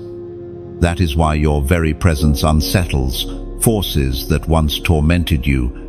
Where you walk, light follows. Where you stand, truth speaks. Where you remain, hope takes root. Chosen one. Look at your journey as if it were a tapestry. At first, you only saw the underside threads tangled, colors clashing, patterns hidden. It looked messy, even meaningless. But now you are beginning to see the front. Every thread had purpose. Every color had placement. Every weave had intention. What once seemed chaotic has revealed itself as beauty. Your life is a divine masterpiece, carefully woven by the hand of God. And yet, the tapestry is not complete. There are still threads to be woven, still patterns to emerge. Do not assume that your story ends here. No, this is only another turning point. The best chapters have not yet been written. What you have endured was the prologue. What you are about to step into is the fulfillment. Do not let weariness trick you into stopping now. You have come too far to turn back. The crown is too close. The promise too near. The glory too heavy to abandon. Keep walking. Keep believing. Keep holding on. The very breakthrough you have prayed for is not just ahead, it is already unfolding. Chosen one. When others see your life, they will marvel not at your strength but at His faithfulness. You are living proof that God does not abandon His own. Proof that light overcomes darkness. Proof that chosen ones do not fall forgotten. They rise crowned. Your very existence testifies that what He promises, He fulfills. So walk now with a steadiness you did not have before. The fear that once paralyzed you has been broken. The shame that once silenced you has been removed. The doubts that once drowned you have been silenced. You are free. You are chosen. You are crowned. The valley was not your grave, it was your classroom. The fire was not your destruction, it was your refining. The silence was not rejection, it was preparation. Chosen one. Never forget, crowns are not made of comfort. They are made of endurance. You have endured. You have overcome. You have been tested and found faithful. And now, the crown rests upon you, not as a decoration, but as a mantle of destiny. Wear it humbly. Wear it boldly. Wear it knowing it was crafted for you before time began. Lift your head. Straighten your shoulders. Let the world see not for your glory, but for his that God's chosen ones rise. They endure. They overcome. They shine. And you, beloved, are living proof of that eternal truth. Chosen one, you have reached a sacred moment. This is not the end of your journey, but it is a turning point, a milestone that confirms how far you have come. Every word spoken into your spirit until now has been preparation for this very hour. You are standing in a place few reach, not because you are lucky, not because you are stronger than others, but because you refused to let go when the night was darkest. You clung to hope. You fought through storms. You endured refining fire. And heaven has marked your perseverance. There were seasons when the weight of life seemed unbearable, nights when you cried alone, wondering if anyone saw your pain, days when the silence of God pierced deeper than the noise of the world. And yet, even when you stumbled, you kept walking. Even when you doubted, you kept believing. Even when you were weary, you did not quit. That perseverance has brought you here, and now the story of your life testifies. You are not just surviving, you are chosen, crowned, and called. Scripture says in the Gospel of John, chapter 14, verse 27, "Peace I leave with you, my peace I give you. I do not give to you as the world gives.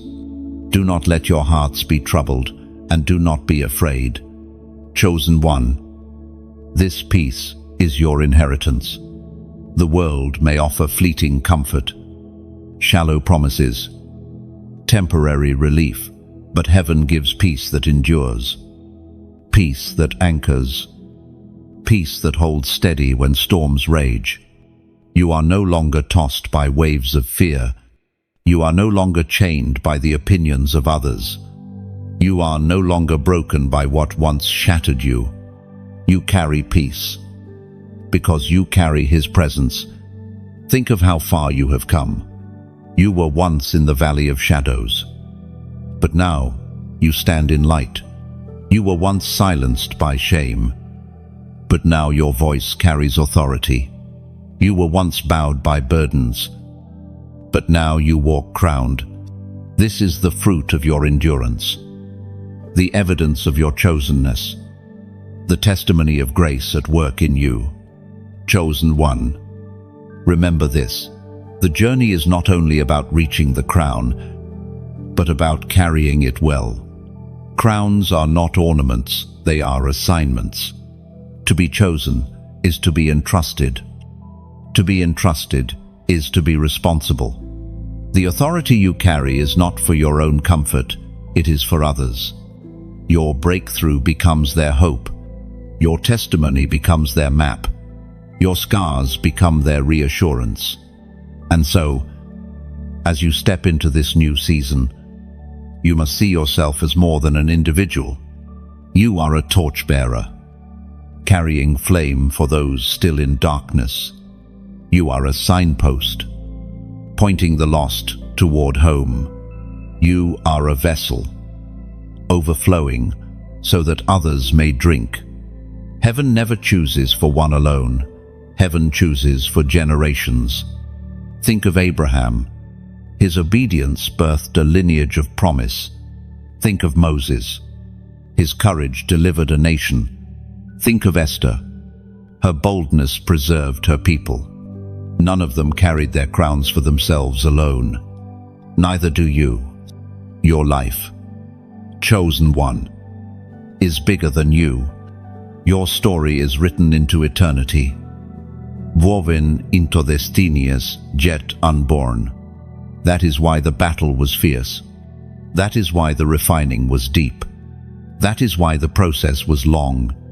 Because you were never just fighting for yourself, you were fighting for every life connected to yours. Every storm you survived preserved a legacy. Every prayer you prayed covered someone you may never meet. Every yes you whispered in obedience paved the way for others to step into freedom. Chosen one, this crown on your head is not light. It carries weight because it carries purpose. But do not fear the weight. You were crafted to bear it. Every trial trained your shoulders. Every valley strengthened your resolve. Every refining carved humility into your heart. You are not crushed by the weight, you are crowned by it. Now you must walk differently, no longer shrinking, no longer apologizing, no longer doubting. You must rise with holy boldness, not arrogance, but authority. You must speak with clarity, not hesitation, but conviction. You must live with intentionality, not drifting, but directing. The crown is not decoration, it is mantle. And when heaven places a mantle, earth takes notice. Chosen one. Storms will come again. This crown does not exempt you from battles, it equips you for them. Darkness will try again. But this time you will not tremble. You will stand. You will shine. You will resist. And you will overcome.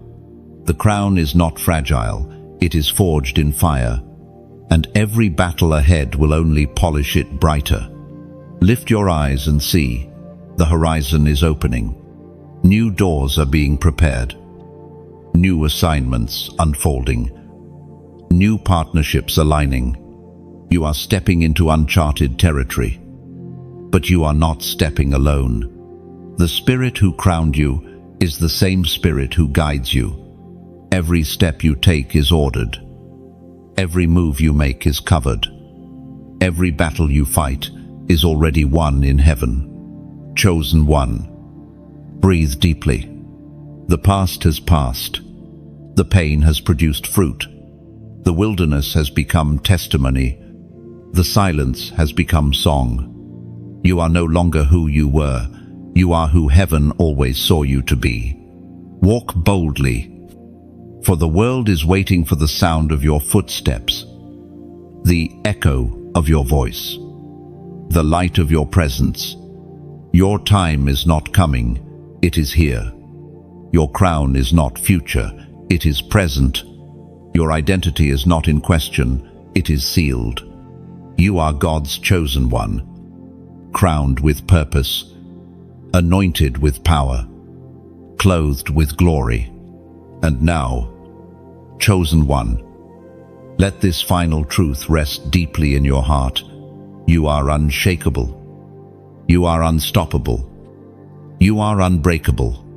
Not because of your strength, but because of His. Not because of your worthiness, but because of His grace. Not because of your striving, but because of His choosing. So rise, carry the crown, live the calling, shine the light, and let the world see what heaven has always known. You are chosen, chosen one. Before we close this journey together, pause with me here. Breathe in the weight of everything you've heard, every word spoken, every reminder whispered into your spirit. You have walked through valleys, endured storms, and risen into the light of destiny. Now, as this chapter draws to a close, I know that the crown is on your head, the mantle rests on your shoulders, and the fire burns within you. But, beloved, this fire cannot remain hidden. Light was never meant to be kept in one place. It was meant to spread. And the truth is, you are not the only one in need of these words. Somewhere right now, another soul is walking through the valley. You survived. Somewhere, Another heart is questioning if they have the strength to go on somewhere. Another chosen one is waiting for a voice of hope, and you can be the bridge for them. When you like this message, when you share it, when you subscribe, you are not just pressing buttons on a screen, you are passing the torch. You are helping carry the flame into the darkness of another person's night. One small action on your part can become the exact light that saves another soul from giving up. That is the power of partnership. The beauty of being part of a community of chosen ones. And yes, if your heart feels stirred, there is also a deeper way to partner, through giving, not because you are pressured, not because you are forced, but because you see the value of the flame and you choose to add oil to it. Think of it like tending a fire. A single spark can warm a hand, but when logs are added, the fire grows large enough to warm a whole gathering. Your gift is like a log placed gently on the altar. It keeps the fire alive. It makes the glow stronger. It ensures the warmth reaches further. I say this with humility and gratitude. Your donation is never about a number. It is about the heart behind it. Whether it is small or great, it carry eternal impact. Because God multiplies what is given in love. You are not giving to me, you are sowing into a mission, into the lives of those who will be touched by this message long after today. Every seed you plant becomes a harvest of hope for someone else. And if you cannot give financially, do not let your heart be heavy. Your presence here matters. Your prayers matter. Your encouragement matters. Every time you write a comment, every time you declare truth aloud, every time you whisper, Amen, under your breath, you are part of the movement. You are standing as a light bearer, shoulder to shoulder with others who are chosen. So I invite you now, from a place of freedom and love, like, share, subscribe, and if led, give. Do it not out of duty, but out of joy. Do it because you believe in the light. Do it because you know someone else's story is waiting to be redeemed. Do it because you are part of something bigger than yourself. Chosen one. As this journey closes, let gratitude fill your heart. You are not walking alone. You are part of a family of light. A generation of chosen ones, a movement that cannot be stopped, and every action you take, no matter how small, is another flame in the darkness, another testimony in the making, another crown waiting to be placed. Walk forward now, knowing this: you are chosen, you are crowned, and you are called. Together we carry the light. Together, we spread the flame. Together, we rise.